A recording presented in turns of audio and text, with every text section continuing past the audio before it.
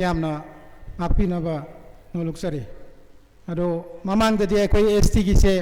यारिंगे अखोई मतमदा होगनबा दुम होनजबने दो ngasi di laibak thi baigdra mai gi film sina koi almost pungama makhai amuk thienga male adui damakta miyamna apinaba nolukseri selu tribe demand maitai GST ki list chalu ai ki demand si mayam puna ma loin khang bire masi ano banatre aduna ina mamangi chahi ahum mari gi wari du panjararoi matam yam lobjeroi aina tentangna panjarabada aikoina central gi prime minister adagi union minister of tribal affairs home minister putting makta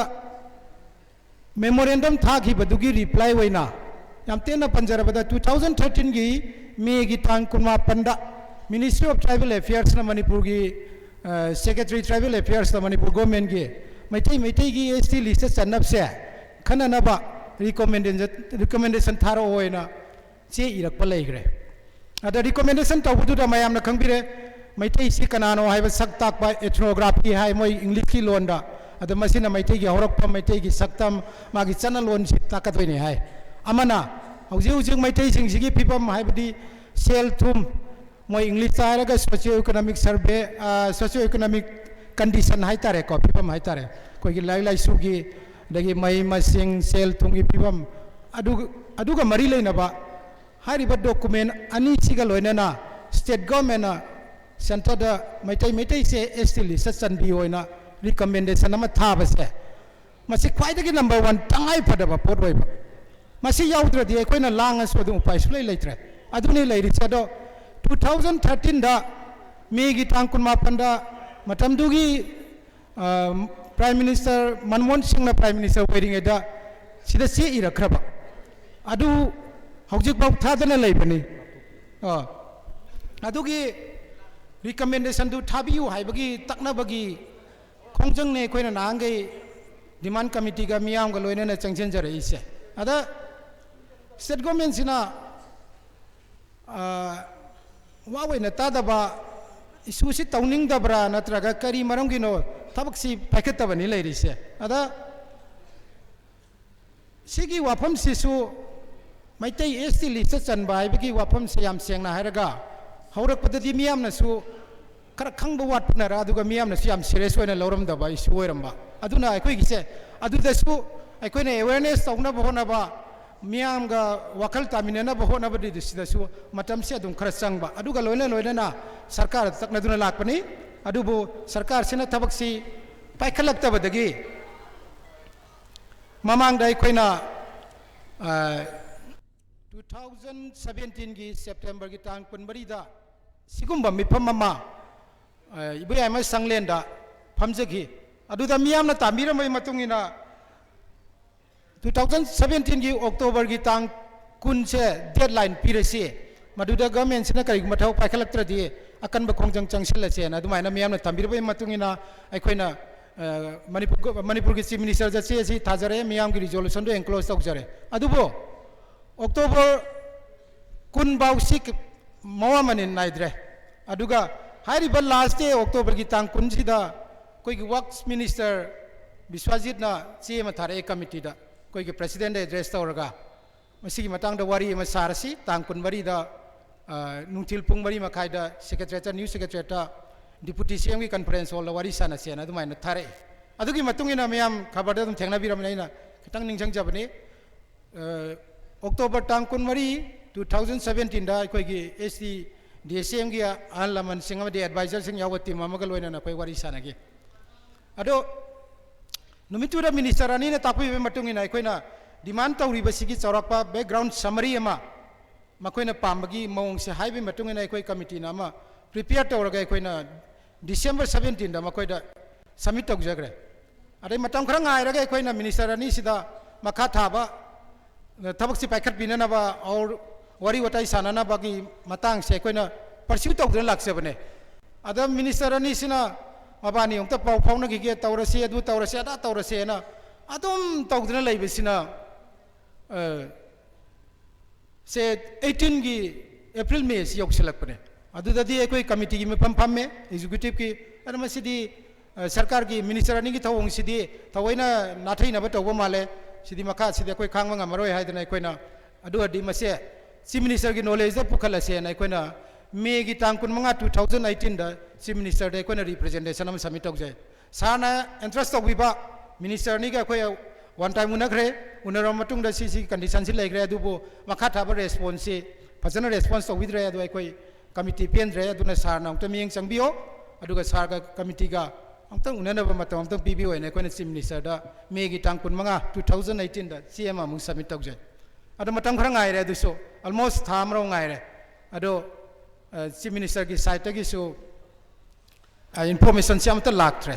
ado di kari tawta ge na committee se mukhana re ngai ba ngaire chief minister su tumine le re na adai di last executive committee koi mi pham matung da ado ra gadi ai koi press note amato press meet ma pharmacy press briefing am tawrasi aduga government deadline ma muthara se na कोई अगस्त की तांग कुंसरा माथोइदा Manipur press club ता press meet अमा तौरे अदai Koyna September 35 से deadline पीरे सिबो मनुंग दगो बेना करिगुंबा positive response लाक्त्रगदि गमेंगी site तगी मथंगी नुमित September की 16 दगी अकन खोंजंग चंगजन बा अदai कोइना कमिटी ना चंगजन नबा खोंजंग सिंगी मनुंग द यामरु ओइना कोइना रेलवे लाइन की लंबी सेमी बा सोंगी जिरी लाइन दे लाइसे सिगी पोचे आना थिंजन बायना बॉयकॉट तो बायना दुमायना प्रेस की खुटांग दे कोई थमजे सेप्टेम्बर 15 से लास्ट कई नोइदा रेलवे की लाइन से कोइना थिंगुबई मरमदी अखोइना डेवलपमेंट की मायुक्त लेबनते कमिटी सिना हाइबदी रेलवे से लाइन से लागदी मपानदगी मियामना पाखनरिबा मियाम से हाइजिलकदे हेना कुदोंग चादोइनी अदु मरक सिदा अखोइना येलो मिकलबुदी हाइरे अखोइदा हाना प्रोटेक्शन जु पीदना रेलवे की लंबी थुना सेमजलक पाइसे येलो मिमुननबगी खोंथांग अमने ना अखोइना अदुमाइना लौजबदुना रेलवे की लाइन से मैते एसटी लिस्ट चंद्रिंगै दि लेपोइना थबक सुबसे अदुमाइना चंगसन छेना अखोइ तौजरमबने अदु सेप्टेम्बर 15 सिदा चीफ मिनिस्टर नमागी सेक्रेटरी की थ्रुदा अखोई की प्रेसिडेंट एड्रेस और सीएम अमुला लास्ट डे सेप्टेम्बर 15 सिदा अदु नुमितुदा पुंग मा मखाइदा वारी साना रसेना हाइरे आमदा मा बारबेली हाइरे मागी पीआरओ दा तौरगा टेलीफोन तौरे वारी साना सेना अखोइना हाइरे पीआरओ दुदा मदु अखोइ अहनसिंग करिगा अखोइ ngaइबि अब ngaइराबनी अदो चे आई बम याउद्रगदी मदु अखोइ कंसीडर तौब ngamroi हाइबदगी याम थुना पुंग अमै मनुंगदा मागी मी थारक्तना चे जे थिलले अदुमाइन तौदना सेप्टेम्बर की तांग 35 सिदा पुंग मंगा मखाइदा मु चीफ मिनिस्टर की माई कॉन्फ्रेंस हॉल सेक्रेटरी मागी चीफ मिनिस्टर की सेक्रेटरी की कॉन्फ्रेंस हॉल वारी सानरे अरे चीफ मिनिस्टर ने नुमितुदा हाइबसे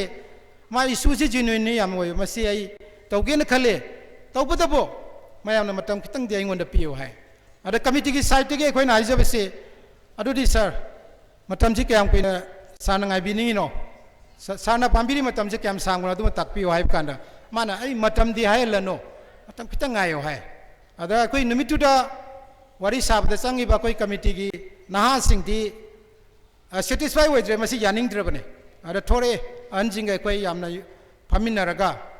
अनजिंग की पौताक मतुंगेना अनसिंग आरजे प्रसपत्र जु चीफ मिनिस्टर अमना हाइबने माई वाफम दे कोई थाजबम थोइ काई खुनबम थोइ प्रसपत्र सु स्टेट सिगी चीफ मिनिस्टर ने माई वाफम दे कोई काई खुनबम थोइ मतम खरा यंगबम थोइना अदुमाइन तौदना कोई से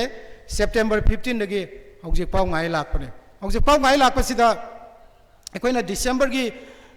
3 you're September October November December थाउम सुरे थाउम सुरदी थाउ मैसी सिगुम याम मरुइबा कम्युनिटी मैते येलो फुरुब अमगी को हिंग चंगबगा मरी लेनबा याम मरुइबा इशुने सिदमक थाउ मैसी ngaइबा सि याम सांगबा मतमनेना कोई कमिटी ना लोगजै मियाम सु याबिनेना खले अदु ओरगदी हौजिक सरकार सि थबक पाइखत बिबि यारे पाइखत पिरोइना अखोइना डिसेम्बर के 19 दा चीफ मिनिस्टर दा अमंग रिमाइंडर अमंग पिसले अदुबु लाइबक थिबदी हौजिक पाउ तुमिन लेरे करिम हाइरक्तरे अदो अखोइ डिसेम्बर की 30 फाउ ngaire डिसेम्बर 30 दा मु प्रेस मीट अमा तौरे कोइना हाइरिसि गमेना चीफ मिनिस्टर ना मतम खरा ngai होइना सेप्टेम्बर 16 दगी अखोइ चंगजन नेन तौरम खोंजंग दो मतम खरा कोमथोग लाकपने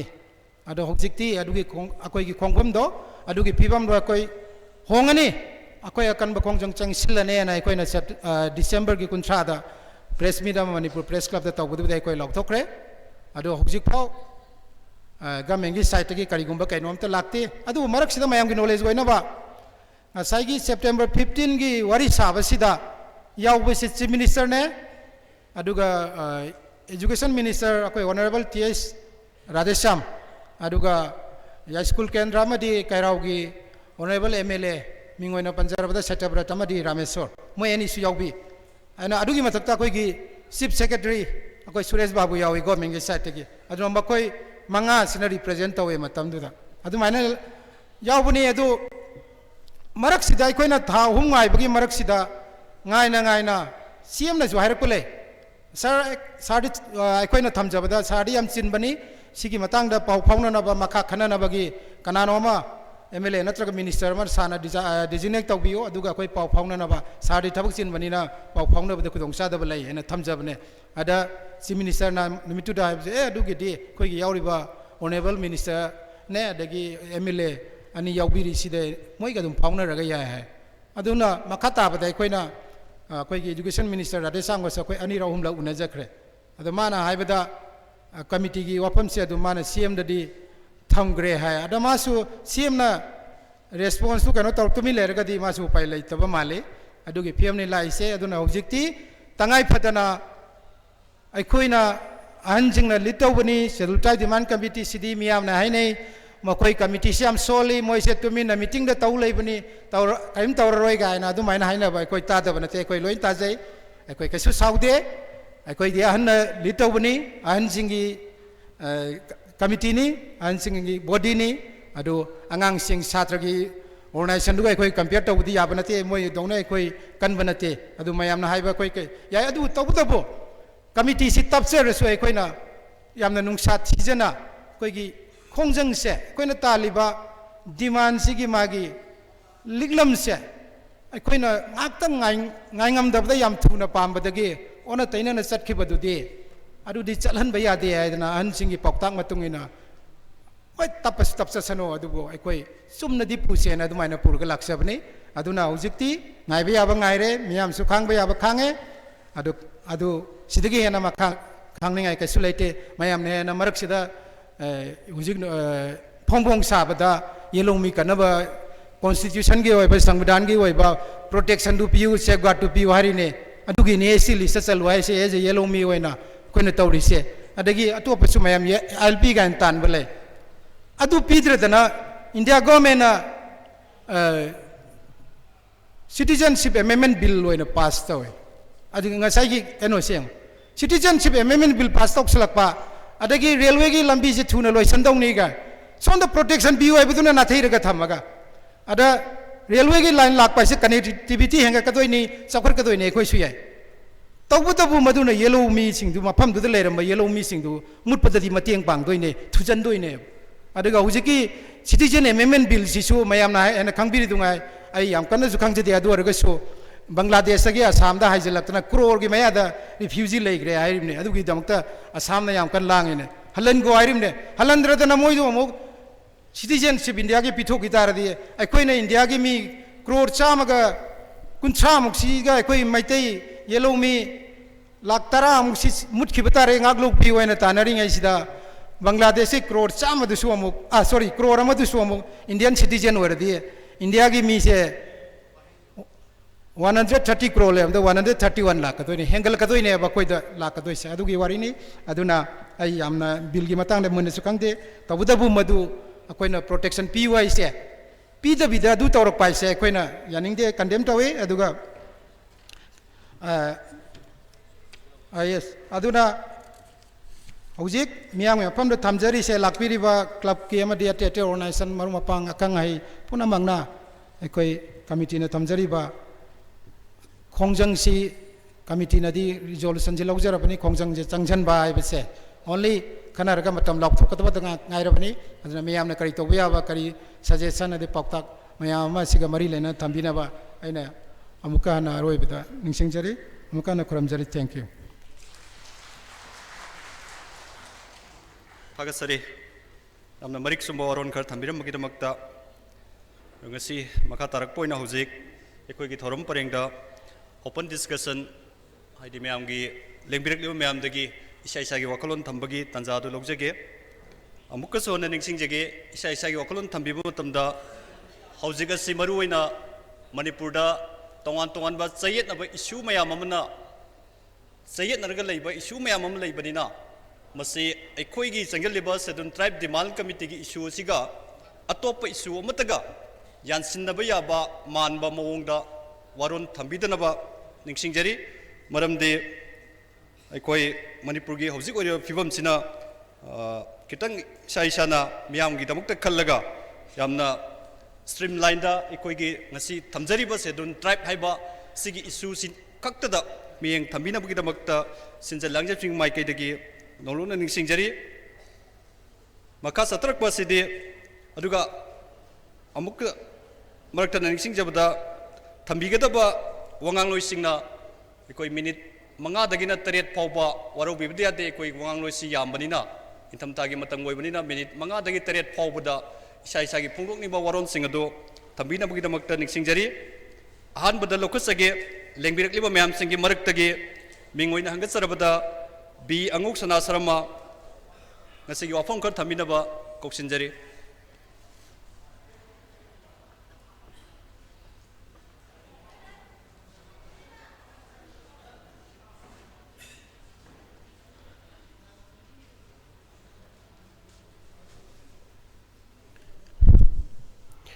Pampak Talengsin Biriba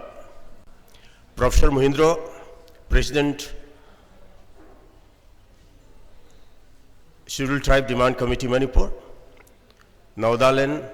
Egi Yamba, Matam Kuina Waminar Aba, Working President, Scheduled Tribe Demand Committee, Sri Sharat Chandra, Scheduled Tribe Demand Committee Asamgi in charge on the President on the Pubiri Banalengsin Biri, Alaman Mayama, Akang Ahekayama, Mang the Lengsin Biduna Lere, Imaibel Sing Suling Tun Lere. Mike se kitang homal laga su hybrid o yagani kitang handhabda ka su kaide ngasi aingonda scheduled tribe demand committee gi sangsilakpa khongjang asigi warep nabagi meeting asida wahi amani tang thamjanaba khudong saba pibiba se masigi dangta han thagachari ayag isamak scheduled tribe demand committee gi hek horak padagina 2011 dagi ngasi phawbada sangakpa khongjang asida yaujarakpa adugu manupa aduni mayamna aibu phagi tawbada yauri bani manipur gi bamon scheduled tribe ihal han ba haidana adana scheduled tribe hairaga chamam na ba khara leri se mase ekoi khara lokthok ko phei adu khattani ekoi na khangadaba ekoi ngangadabati minute 3-4 khaktane dum oinamak ai maru oiba wa khajiktang hangachage mayamda ngasi gi lairiba scenario manipur da lairiba manipur gi physical feature aikoi gi topography kayam chawbono kayam pikpono mayamna loina khangbi bani aikoi gi pikraba manipur gi apunba gi saruk nipan khakta chawba tampak macha sibo aikoina Impal Valley su ko biya natragana khudeng manung da leiba aduguma poshak amoina su ko highway basin highway su yai hairiba saruk chama thokpagi nipan khakta ngairaba mafam asida khoi mayam chagrik nana leiriba se masida akhoi gi khudong thiba je kwaidagi hena khudong thiri si maitai ne maitai haiba community ase maitai haiba community ase masi hojiki matamda kayam sathina hanjan na leigre fiction grage haibabu chada kuntrama pan dangaire khoi chada kuntrama pan only 39% of the population of Manipur kanbiro adu mathakta Manipur Impal Valley sigi pikraba barga kilometer chanipan chauba mafam asida leiriba lamsing asidi gi lawthokna ongtang yengbiyo lambi Turen Kongnung Yum Kai Sarkar gi hoiba Yum Kai institution mayama school college university mayama si lawthokhrama matungda mi lak tara manga gumbana mafam asida namsanduna leiminari se si manungda ekoi se 39% khaktane ꯑꯩꯈꯣꯏ ꯌꯥꯝ ꯆꯦꯛꯁꯤꯟꯕ ꯃꯇꯝ ꯑꯗꯨꯅꯦꯕ ꯉꯁꯤꯁꯤ ꯑꯗꯣ ꯑꯩꯈꯣꯏ ꯀꯔꯤꯒꯤꯅꯣ ꯑꯩꯈꯣꯏꯅ ꯁꯦꯗ꯭ꯌꯨꯜ ꯇ꯭ꯔꯥꯏꯕ ꯑꯅ ꯍꯥꯏꯔꯨꯔꯤꯗꯤ ꯁꯦꯗ꯭ꯌꯨꯜ ꯇ꯭ꯔꯥꯏꯕ ꯍꯥꯏꯅ ꯑꯩꯈꯣꯏꯅ ꯌꯥꯝꯅ ꯍꯟꯊꯅ ꯂꯧꯕꯤꯗꯕ ꯐꯩ ꯑꯩꯈꯣꯏ ꯌꯦꯜꯍꯧꯃꯤ ꯍꯥꯏꯖꯕꯅꯤ ꯑꯩꯈꯣꯏ ꯍꯥꯟꯅꯗꯒꯤ ꯌꯨꯝꯗ ꯀꯩꯗꯥꯗꯨꯅ ꯂꯩꯔꯛꯂꯕ ꯑꯗꯨꯒꯨꯝꯕ ꯃꯤꯑꯣꯏꯁꯤꯡ ꯑꯗꯣ ꯑꯩꯈꯣꯏꯅꯤ ꯑꯗꯨꯅ ꯑꯩꯈꯣꯏꯕꯨ ꯄ꯭ꯔꯣꯇꯦꯛ ꯇꯧꯕꯤꯌꯨ ꯍꯥꯏꯕꯅꯤ ꯁꯤꯗꯩꯗ ꯀꯅꯥꯒꯨꯝꯕꯅ ꯋꯥꯈꯜ ꯈꯖꯤꯛꯇꯪ ꯌꯦꯠ ꯑꯣꯏ ꯈꯟꯈꯤꯕꯗꯒꯤ ꯂꯥꯟꯅ ꯂꯧꯅꯕ ꯌꯥꯎꯏ ꯑꯩ ꯃꯗꯨ ꯑꯃꯨꯛꯇꯒ ꯑꯩ ꯍꯥꯟꯅꯁꯨ ꯇꯦꯂꯤꯚꯤꯖꯟꯗ ꯍꯟꯅ ꯁꯦꯡꯗꯣꯛꯆꯈ꯭ꯔꯕꯅꯤ ꯑꯃꯨꯛ ꯍꯟꯅ ꯑꯩ ꯍꯥꯏꯖꯒꯦ ꯁꯦꯗ꯭ꯌꯨꯜ ꯇ꯭ꯔꯥꯏꯕ ꯑꯣꯏꯔꯒ ꯆꯟꯗꯣꯟ ꯊꯤꯜꯂꯣꯏꯗꯧ ꯅꯠꯇꯦ ꯑꯩ ꯁꯨꯝ ꯊꯤꯜꯂꯤꯁꯤꯅꯤ ꯑꯩ ꯁꯦꯗ꯭ꯌꯨꯜ ꯇ꯭ꯔꯥꯏꯕ ꯑꯣꯏꯔꯕ ꯃꯇꯨꯡꯗ ꯀꯥꯡ ꯆꯤꯡꯉꯣꯏꯗꯕ ꯅꯠꯇꯦ ꯏꯄꯥꯟ ꯊꯥꯔꯣꯏꯗꯕ ꯅꯠꯇꯦ ꯌꯥꯎꯁꯪ ꯇꯧꯔꯣꯏꯗꯕ ꯅꯠꯇꯦ ꯁꯅꯥꯃꯍꯤ ꯈꯣꯏꯔꯝꯃꯣꯏꯗꯕ ꯅꯠꯇꯦ ꯂꯥꯏ ꯍꯔꯥꯎꯔꯣꯏꯗꯕ ꯅꯠꯇꯦ ꯁꯦꯗ꯭ꯌꯨꯜ ꯇ꯭ꯔꯥꯏꯕ ꯍꯥꯏꯕꯒꯤ ꯋꯥꯐꯝ ꯑꯁꯤꯗꯤ ꯑꯩꯈꯣꯏꯅ ꯀꯔꯤꯒꯨꯝꯕ ꯌꯦꯜꯍꯧꯃꯤꯁꯤꯡꯒꯤ ꯂꯤꯁꯠ ꯑꯃ ꯁꯦꯝꯕꯗꯨꯗ ꯑꯩꯈꯣꯏ ꯁꯦꯗ꯭ꯌꯨꯜ ꯃꯅꯨꯡꯗ ꯆꯟꯕ ꯋꯥꯔꯦꯞꯅꯕ ꯑꯗꯨꯒꯨꯝꯕ ꯆꯦ ꯑꯗꯨꯒꯤ ꯃꯅꯨꯡꯗ ꯆꯟꯕ ꯃꯤꯑꯣꯏ ꯑꯃ ꯍꯥꯏꯕꯅꯦꯕ ꯑꯗꯨ ꯑꯣꯏꯔꯒꯗꯤ ꯍꯥꯏꯔꯤꯕ ꯃꯅꯨꯡ ꯑꯗꯨꯗ ꯆꯜꯍꯧꯗ꯭ꯔꯤꯁꯦ ꯑꯩꯈꯣꯏ ꯃꯁꯤꯒꯤ ꯋꯥꯔꯤ ꯌꯥꯝꯅ ꯁꯥꯡꯅ ꯂꯩ ꯃꯗꯣ ꯃꯤꯅꯠ 7 ꯅꯠꯇ꯭ꯔꯒ 5ꯗ ꯉꯥꯡꯕ ꯌꯥꯕ ꯋꯥꯐꯝꯗꯤ ꯑꯣꯏꯗ꯭ꯔꯦ ꯃꯗꯣ ꯍꯟꯅ ꯑꯩꯈꯣꯏ ꯍꯥꯟꯅꯁꯨ awareness program kayada khungang kayada chatuna khoi war pau se sandok sagrabani lali bo wafam di ngasi changsi lei bo wafam di akhoi sarkar ga akhoi ga leng inarakpa asini akhoi leng inarakpa asida sarkar da akhoi na haifam thokpa thampham thokpa wafam du kari no sine akhoi na ngasi akhoi gi discussion sida akhoi changsen ga dori bo wafam se अखोइना सरकार की मफम the थमगदब वाफम से करिनो अखोइ schedule tribe ओइबगे tribal अमु ओइबगे कैरेक्टर खुदिंगमक अखोइ द याउदुना लई हाइबसे अखोइ खंगनु लैरमने मदो हन्ना ए हाइजररोय ए चांग याम मरक तसु याम ततना हाइजगर वाफम नि अखोइ मसाना शेड्यूल ट्राइब नत्रगा इंडिजिनस पीपल नि हाइबसे मतिक साब प्रमाण लैरबा अदुगुंब कांगलु अमने अखोइ अदुवर्दी सरकार न कर मसिदै द चंगसिन गदब खोंजंग मखोइने इबिगदब खोंजंग करिनो हाइबसे मसे मयाम की ओपिनियन दु लौरगा ngasi अखोइ के ऑफिस की थौ पुबिरिबा कोई इनाउ भोगे नसिंगबा मयाम मसिना पुंजलगा अमुक मदुगु मेमोरेंडम अमा सरकार द पिसनबा यारगति अखोइ दि मतम कोइना खांगनु लाइमने हुजिक इनाउ भोगे न हायग्रेदुनि अखोइ कोइना खांगा बनी अखोइ अहल लमन सिंग संजनब खोंजंगनिना अखोइ इहौ पामदबा अदुगुम ग्रुप अमनेबो अदो हुजिक सोइ पामजदे यामने इहौ तौरगा बन तौरगा रैली तौरगा अखोइ हाइरिबो डिमांड से फंगनी हाइबगे वाफम सु नते अदुगा तौरोइदबसु लेते अदु तौरगा याम फंगनी हाइबगे वाफम सु लेते अदुनदि अखोइना संजनगदोरिबो खोंजंगसे करिगिनो अन हाइबदा ngasiगी खुदुंग थिबा अखोइदा फंगलक्तबा फंगफम थोकपा सरकार की फंगफम थोकपा सरुक कया अखोइदा फंगलक्तबा अखोइगी मांगसेलक्पने हेंजलक्पा लम लैसलक्तबा पुनमगसे मसिगी पुनसिलगा अखोइ डिमांड से चंगसिनदबा याददना अखोइ चंगसिनजरक्पने अदुना यारगदि मयामना सहयोग पिबियो मरमदि सहिदा अखोइ खनरुगदबा लाउनरुगदबा नुंग थानरुगदब नते संगसिन बतारसो अखोइ पीस रैली संगसंगदोइने अखोइदि याम इंगना तपना अहल लमन सिंगना ngang थोकपा अदुदि हेना अखोइ nganगदब नते यामना हॉट एक्सचेंज तौनगदब नते अमगा याम कन्न ngangnaraga खन्नबा मालहनबा अदुगुंबसु पामदे कनागुम कम्युनिटीना अखोइगी खोंजंग असिदा थिंगलक्तब नते अखोइ खोंजंग असे तौदनबा खुद थिंजलक्तब नते खुद थिंजनदुन लाइबनी कनागुम कयाना अखोइगी मायोक्ता ईदुन लाइबनी पेपर द खंगदे टेलीविजन द खंगदे रेडियो द खंगदे अखोइना संगसिलिब खोंजंग असिगी मायोक्ता ngangaktब नते अखोइ तादब नते ताई तारगसु मखोइना ज्ञान तारकपो मतमदा अदुम ज्ञान ताजनी अखोइना चंगिब खोंजंग असे आइन याब खोंजंग नि हाइबदो मदुगी खोंजंग दुदा अखोइ संगसिलक्पने ऐना ngasi mayam da hangachariसे ai tasengna tai reference yamna pijaningbagini reference yam lei no ngamdagina numita hawda schedule tribe ki maram da ngangboda akoi adum ngangada miyoi ngaktani adubu ai hanagi reference sing adu yaudaba icham chamba mayam da nolokpa wahi kharadang mayam da thamjabani maramdi han hairuboge koi darkar woide aduga mayam da kok shahanbai su darkar woide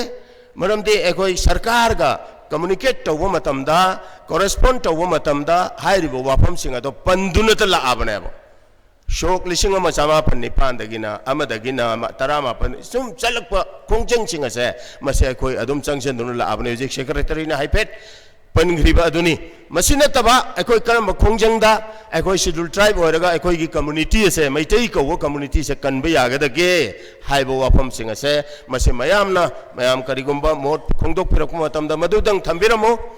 अदुगा यामना reference न चिंगबा पीगदबा लाइरिकता करी इरमी कराइदा करी इरमी हाइबन चिंगबा मयाम अदुदे अखोई हानदगे खंदंदुना लैरबने अदगे अखोई करी मचाक चंगी हाइबदु secretary ने हाइग्रिबदुनी ethnography report socio economic survey report चंगी हाइबसे सि खक्तनी अतै करीमत नते अखोई इंडिजिनस पीपल ने हाइबसे प्रूफ तौबो याबा वाफम कयामा डॉक्यूमेंट कयामा अखोई इमांगदा लाआबा मतमदा अखोइना खोंजंग असे चंगसिनजरकपनी मयाम पुनमकना ngasi schedule tribe demand committee की खोंजंग की नमक मयाम लेंबिरक्तुना सेजदा मयाम की वाफम कया ताबिने अने लेंगसे मसिगी दंगता आई यामना थागचरी आई यामना मतमसु लेतबनिना आई मतम याम मांगन जनिंगदे अदु हन हन वांगांबगी दरकार ओइते हाइन आई लौजे यारगदी पुनमक्की ओपिनियन दो अमुतंग थंबिरुम मयामदा अपुनबो ओपिनियन खरा अखोई की सिदा थंबिरमो अखोई की सरकार का चटनरिबा चेरोन मयाम से मपुंग फाब अम ओइदुना माई पाक खोंजंग अम ओइहनबियु हाइबो वाफम से मसी थमजरगा आई मयाम दे विदाय लौजगे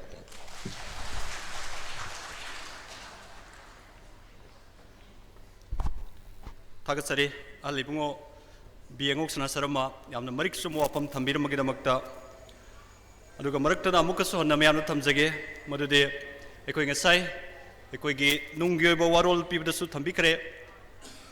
शेड्यूल ट्राइब डिमांड कमिटी की हौजी हौजी चंगचिलिबा खोंजंग असि गवर्नमेंट की माइकैदगी अफबा रेस्पॉन्स पिरते हैबदुने अखोइना मांगदा थमजगिबसे मरम मदुना मखा ताबा नॉर्थ ईस्ट की हौजिक असम की तोवान तोवानबा असौबा मेजोर कम्युनिटी तरुकना हंदक लोक सभादा मखोई शेड्यूल ट्राइब की लिस्ट सन्नबगिदब रिकमेंड तौख्रबा मतुंगदा नॉर्थ ईस्ट शेड्यूल ट्राइब नतबा जनरल कैटेगरी लेहौदे सुपनगी मैतई कम्युनिटी खत नतना अतोप कम्युनिटी खुदिमक शेड्यूल ट्राइब की लिस्ट लोइनमक चनख्रबने फिबम असिदा अखोइगी लेरिबा मणिपुर की स्टेट गवर्नमेंट हौजिक फावबदा पॉजिटिव ओइबा रेस्पॉन्स पीदबा हाइबसे मसी अखोइ करी तौगदगे हाइबगी लाइनदा मतुंगदा वांगांग बिरकदबा वांगांग लोइसिंगना शेड्यूल ट्राइब डिमांड कमिटी दा मियामगा लोइनदा चंगचनबा याबा खोंजंगसिंग मरिक सुंबा सजेशन थंबिरंगनी हाइना आशा तौजै मखा तारकपसिदी मिंगोइना हंगसरबदा सिनाम इबोमचा थांमैबनदगी लेंबिरकपा यावबिरगदी वाफम खर थंबिनबा नौनुंगना कौसिनजरी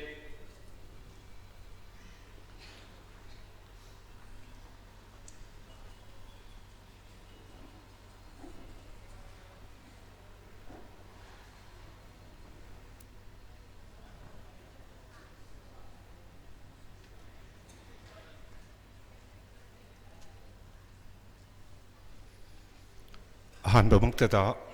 मसिगी असिगुमलबा लेपाकी ओइबा याम मरुओइबा थौरम असिगी मपुंग फंबाक्ता फंबिरिबा अहन इबुंगो ये थांगबदा फंबिरिबा मिंग ओइना पंजरबदा अखोइ इतोन मोइरांथेम नौदालेन खोमबा लोइना लोइना अखोइ पुनमकपु सिंताकपिरकपा ओजा मोहिंद्रो लोइना लोइना अखोइगी ओजा सरत इथक थोंबा अनि बुंगो अहुमबो हानबदा कोकनुना लोरुक्से लोइना लोइना नंगासिगी असिगुमलबा मरुओइ खरबा थौरम असिबु सिनबि लांबिरिबा शेड्यूल कास्ट डिमांड कमिटी की अखोइगी यामना थवाइ वाना होनब्रिबा इसिनाव अहलमन मयाम पुनमकपुसु नोलुक्से लोइना लोइना नंगासिगी थौरम असिदा अखोइसु सरुक याफम थोइ हाइबदगी पुनमक असिनबा क्या काइथोकपिरगा लेंबिरइबा ख्वाइ पुनमकपु इकोकनोना सुपना ताइना नोलुकपु फोंथोकजरी अदो मरुओइबसिंगदी अखोइ तुंगदसु ngangbirakhagani hanasu अखोइदा लौसिंग ताजरमदबा यावरगसु ताननबा मरिक सुमना हाइबिख्रे अदो मथांग असिदा पांगजद्रिबा हाकपुसु वाहै खरदंग फोंथोकनबगी मतम पिबिबसि मसिगी नुवाइबगा फोंथोकजबगा लोइनना ngasai mamangda हाइबिखिबदा लौसिंग ओइना फंगजाहुबा अदु इंग्लिश ता हाइरगा मिगी लोन दा हाइरगा अखोगी इंडिजिनस पीपल हाइबा अखोईगिदना येलौमी हाइबा अनि असिदा अखोइना येलौमी हाइरबनिना इहान हानबदा हानदगी सु चंगसिलइबा खोंजंग असिदा अखोइना निंसिंग मिनगदबसी अखोई येलौमी हाइरिबसी कना कनानो करम करम बनो हाइबसी अखोइन हाना मसक मुन्ना अखोई खंगबा मथौदु ताबनी अदुना इंडिजिनस पीपल हाइबगा येलौमी हाइबगा खुबा खुनम अमत्ता ओइबगी मओंग दा लौरकांदा अखोईगी मणिपुर हाइबा ngasi मणिपुर हाइगा खंगना खरबा असिगुमलबा कंगलैपाक मतम अमगी मतम नुंगसांगना पांजरअबा लैराबा लैपा असिगा युम थंगनरिबा अमदी अपुनबा सक्तम अमतंगदा कंगफाल लम ओइबा नोंगपोकता अदुगुमलबा पाक चावरबा इपाक तुरेन अमा लैखरगा नोंगचुपतसु अदुगुमलबा पाक चावरबा इपा अमा लैरगा मरक्ता कंफाल लम ओइना लैबा असिगुमलबा अखोईगी इरमदम असिगी अपुनबदा यंगकपदा ट्राइब हाइरिबा ट्राइबेन हाइरिबा सी हेक फलकपगा कनागुम्बना वाखल सोंदबगुम्बा नत्रगना खिसितंग नेमथना खनबिबगुम्बा लैरमबदु लैतननबा अखोई स्टेट तरेट 7 स्टेट की मनुंगदा लैरिबा अखोई पुनमा असिदी अदुगुमलबा कंफाल लमदा हुमिनरकपसिंगनी अदु मसिगी मतुंग तारकपदा 1949 दगी अवोन बलाखिबदा मवोंग मवोंग अदु ओइखिबदगी अखोगी इरमदम असिदा सिंगदा लैबा मसुंग तमदा लैबा अनिगी मरक्ता तोंगान तोंगान खाइदोक पिरमदुना अखोगी हुजि ओइहैदबा फिरम कया ओइरिबसिदी अखोई स्टूडेंट सिंग अमदि थबककी मही मसिनदो हाइरुरबा मतुंगदा अदुगुमलबा थबक मागी थौरम मसिन अदुगी मतुंगिना थबक पांगकपा मतम संगमदागी मतमदा थेंगनरिबा अवाबा से मसिना अदुम अखोगी मांगदा अखोगी उजफम खगजफमदो ओइदुना लैरबनी आई याम सांगना मतम लौजरोय मरम अदुना ngasi asigumlaba siraba tanfam asida अखोइना येलहौमी अमा ओइना अखोइना येलहौमी नि अखोइ से हाइबसे मसक खंगजरगा आइगी स्टेट का थंगनरिबा आइगी रैपाक का थंगनरिबा मसाइ मथकता पंगजखरबा लम तरेट असिगी मनुंगदा लैरिबा इसिना पुनमक्सि अदुगुमलबदु ओइरगा ngasi अतैदुना लोइनमक येलहौमी ओइखरगा तसियंना चाही लिसांग सिदना लैरकपगी खुदम लैजरिबा अखोइना अदुगुमलबा येलहौमी हाइजबा असिगुमलबा ट्राइब हाइबदो मदुगु येलहौमी हाइबदुगु अमत थमजबनी ममांगदसु हाइजखरे असिदा अखोइ खक ngaiहौरे हाइबसिदी अखोइ तुंगदा अखोइ खंजबा वालहौबगुमबा नत्रगा अखोइना थक्सी अमदि खासी दु वालहौबा तादुना हाना होना हौगदबदु होना हौदबा कोना होनरागा अखोइगी खुदक्ता वारगा खुचिन चिलगा अदुगुमलबा महियानबसु फंगुम फंगदगुम तबदु थोकद्रा हाइबसि मिपाइबु पोक्सै मरम अदुना लिसांग सिदना चंगसिनबिरइबा अमसुंग चंगसिननरइबा अखोइगी असिगुमलबा येलहौमी अमा ओइना अखोइबसु इंडिया गवर्नमेंट ना पीरिबा अदुगुमलबा लेपाक सिंग पीरिबा अदुगी मानव साखथुंग अमदि मानव मौंगदा अखोइसु अदुगुमलबा येलहौमी अमनी हाइदुना अखोइना यामना चाउथोकना अमदि संगथोकना अखोइगी इरमदम मसिदा लैजरक्वा अदुगुमलबा येलहौमीदो अखोइनी अखोइ ट्राइब हाइबदुदो वैरगसु नत्रगना अदुगुमलबा अरिबनि हाइबदो वैरगसु अखोइना लमदा मसिदा अखोइ चाउथोर चना लैजबा फंगजनबा अमदि अखोइगी ngमखैगी मनुंगदा अदुगुमलबा मपालदगी हाइजलकपसिंबु मफम खंगना मरम चाना थंबा अमदि लैमिन्नबा हाइबा पांदम अदुदा संसिन्ननबगी संसिनलाइबसिदा अखोइना यामना मरु ओइरबदि अखोइ लाइव टीवी सु थाय ना हाइबिखि अदु मसि अखोइगी मरु ओइना अखोइ ngasi तिलिबसिंगसिदि अखोइ मसेन पाउ फाउनरबसिंगनि अयामबना अदुगा अखोइबदा लैबिरिबा अमदि ngasi चाही मंगा खक्किबु ओइरगसु फम पाइबिरिबा अमदि थौ पुगिरिबसिंगनसु तुंगी अमदि फ्यूचर गे अदुमलबा विजन अदुबु येंबिरगा असुक याम खरबा लैबाकसिंगि मनुंगदा अखोइ लैफाक शत्रुकी मनुंगदा नहामुकसु अखोइना 1949 दा अखोइना इंडिया दा तिलमदागी मतमदा मणिपुर खक्ता ngaiहौरे हाइबा वाफम अमगा इरोइनबदु हंदकसु अतै लोइना येलहौमी ओइखरगा हंदमु अखोइ खक्तंगाई हौरे हाइब लाकपसिदि नुंदांग फोक्सै अदो आइदि वासी याम सांगना ngangjararoy manamdi अखोगी मोट पिबि रखप मतमदा अखोगी चुंगसिनरगा अखोय अंगतंग पुनबसे सागलगा कमाय ओइसिगे हाइबदो मधु खननबगी अदुदा थमजरगा तोपदा अमदि सिनाव हलमन खंग हेबसिंगदा खुदोंग साबदु पिजरगा आई वागांग बसी मतंग असिदा लोसिनजगे अदुगा अखोय अपुनबदा लेमिनबसि हाइबसिना आइगी पांदम ओइजगे से हाइरगा मुख खन खरुमदे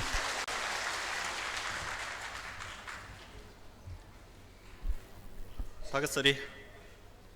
यंबा सिनामी बोमसा अमुकसु हन्ना निंगसिंजगे मरकथना अखोगी यारगदे अखोगी वांगलोइसिंगना अखोगी करी तोगदगे मखा ताब खोंजंग असि अखोई करी खोंजंग चंगचिलगा अखोगी पांदम असि फंगबा ngamgdage हाइबा सिगी वाखलोन असिदा सजेशन ओइना यमना थंबिरमना अखोई हेना पामजै अदुगा ngasi अखोई तिल्लिबा मैम सिंग असि अयंबा अखोगी शेड्यूल ट्राइब डिमांड कमिटी नहाना लेकाई लेकाई दा चचरुबा अदुगा शेड्यूल ट्राइब हेबसि करिनो अदुगा शेड्यूल ट्राइब की लिस्ट सनबगी कानबा यलहोमी करिनो मैतै करिनो हेबसि अखोई मांगजोंगना अखोई मिफम क्यारगन फमख्रबा इसिलिनाव इसे जनसिंगना यामनि मरमदना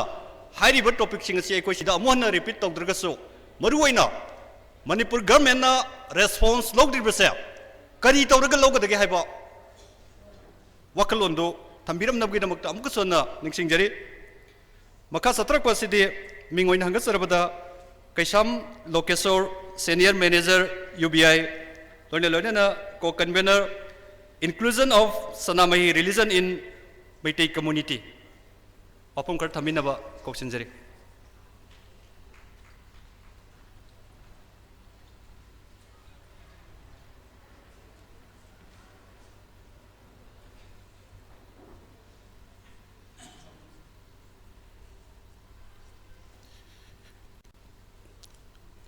ngasi schedule tribe demand committee gi warep lawgi mifam asida ihan hanna thamjadiring ida aina lamdam sibu konbiriba ima leng tho ima amusu ima laidem bibu aina koramjari mathangda mifam asigi mayai tangbam lawbiriba akoigi yamba ohum su aina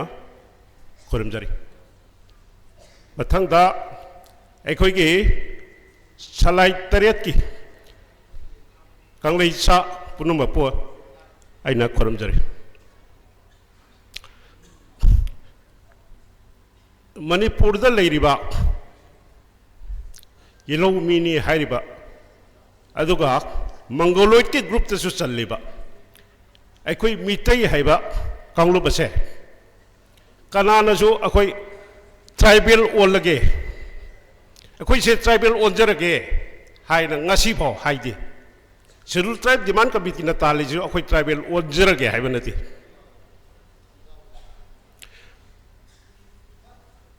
अखोइना हुजिक तालिबा अखोइना पामबदि अखोइगी मितै हाइरिबा कांगबु असे Indian constitution की article 342 close 1 दुगी मनुंगदा याउरी schedule list अदु चनबियो हाइबनी अखोई tribal ओनजर के हाइबनति अखोई जे मितै जे हाना already tribal ओइना लैरबा tribal ओइना हुजि हुजि अखोई जे अखोइना tribal की ओइबा हौना लोचत सुंथा थादोक्त्रिबा कांगबुने अखोई जे ऑलरेडी ट्राइबल ओलगा लैरबा कांगबुने अना अखोई जे इनाउ नौना अखोई ट्राइबल ओन बियो हाइब नतेबा ऑलरेडी ओन लेरबा अदुगी हौना लोचत तो हुजिसु अदुम चलेबा कांगबुने अखोई मितै हारिसे अदुना कॉन्स्टिट्यूशन की 342 क्लोज 1 सिदा ट्राइबल ओलगे हाइब नतेबा अखोई लिस्ट टू द हापियो हाइबने ऑलरेडी लेरे लिस्ट टू द हापियो हाइबने अदुगा मसिना करी मरबिनो हाइबदा अखोई की तंपाकी लमद लेरिबा अखोई की मणिपुर पुंबगी 8% खक लेहौबसे मधु ओन बतारगदी अखोई इंडियन कॉन्स्टिट्यूशन की प्रोटेक्शन अदु फंगरी अदुगा मपानदगी संगलिबा अखोई की मिटोप सिंगदगी अखोई की लम अखोई की कनो से कन्बा ngam हाइबगी आसादुनी अदो हजिक 2012 30 नवेम्बर 2012 तकिना अखोगी शेड्यूल ट्राइब डिमांड कमिटी ना खोंजंग असि चंगछले अदो मतंग सदा इन पंजनिंगबदी इहान हाना 2004 दा सनामेही लाइनिंग चटफ काबुना मसिगी इहोगसे चंगछलगा लाखरे अदु मखा चथकिदे अदु मथंगदा आई सनामेही लाइनिंग की मिने मसिगी प्लेटफॉर्म से खुदों चाब लौजरगा आई मैम दसु कदम तक हाइजगे अखोइना सनामेही लाइनिंग से अखोइगी इंडियन कॉन्स्टिट्यूशन की national commission of minorities act 1992 हाइबा अदुगी मनुंगदा माइनॉरिटी हाइबा कांगलुप तो अदुदा कोई सनामेही कांगुजे मितै नतबा अइन हाइजरिसी सनामेही चटपा कांगुदो माइनॉरिटी द चनबियु हाइना अखोइने याम कन्ना चंगसनजरी असि लंबी तंखाइगुम यावरे असिगी पांदमसे फंगबगी कनो ले अदो तारीख कुंदा सिगी जीएम हॉल सिमक्तदा तारीख कुंदा अखोइगी मितै बु नुंसिबिबा मितै बु चटपिबा अदुगुम मियोइसिंग अखोइ कांगलिचा सिंगना तारीख कुंसिदा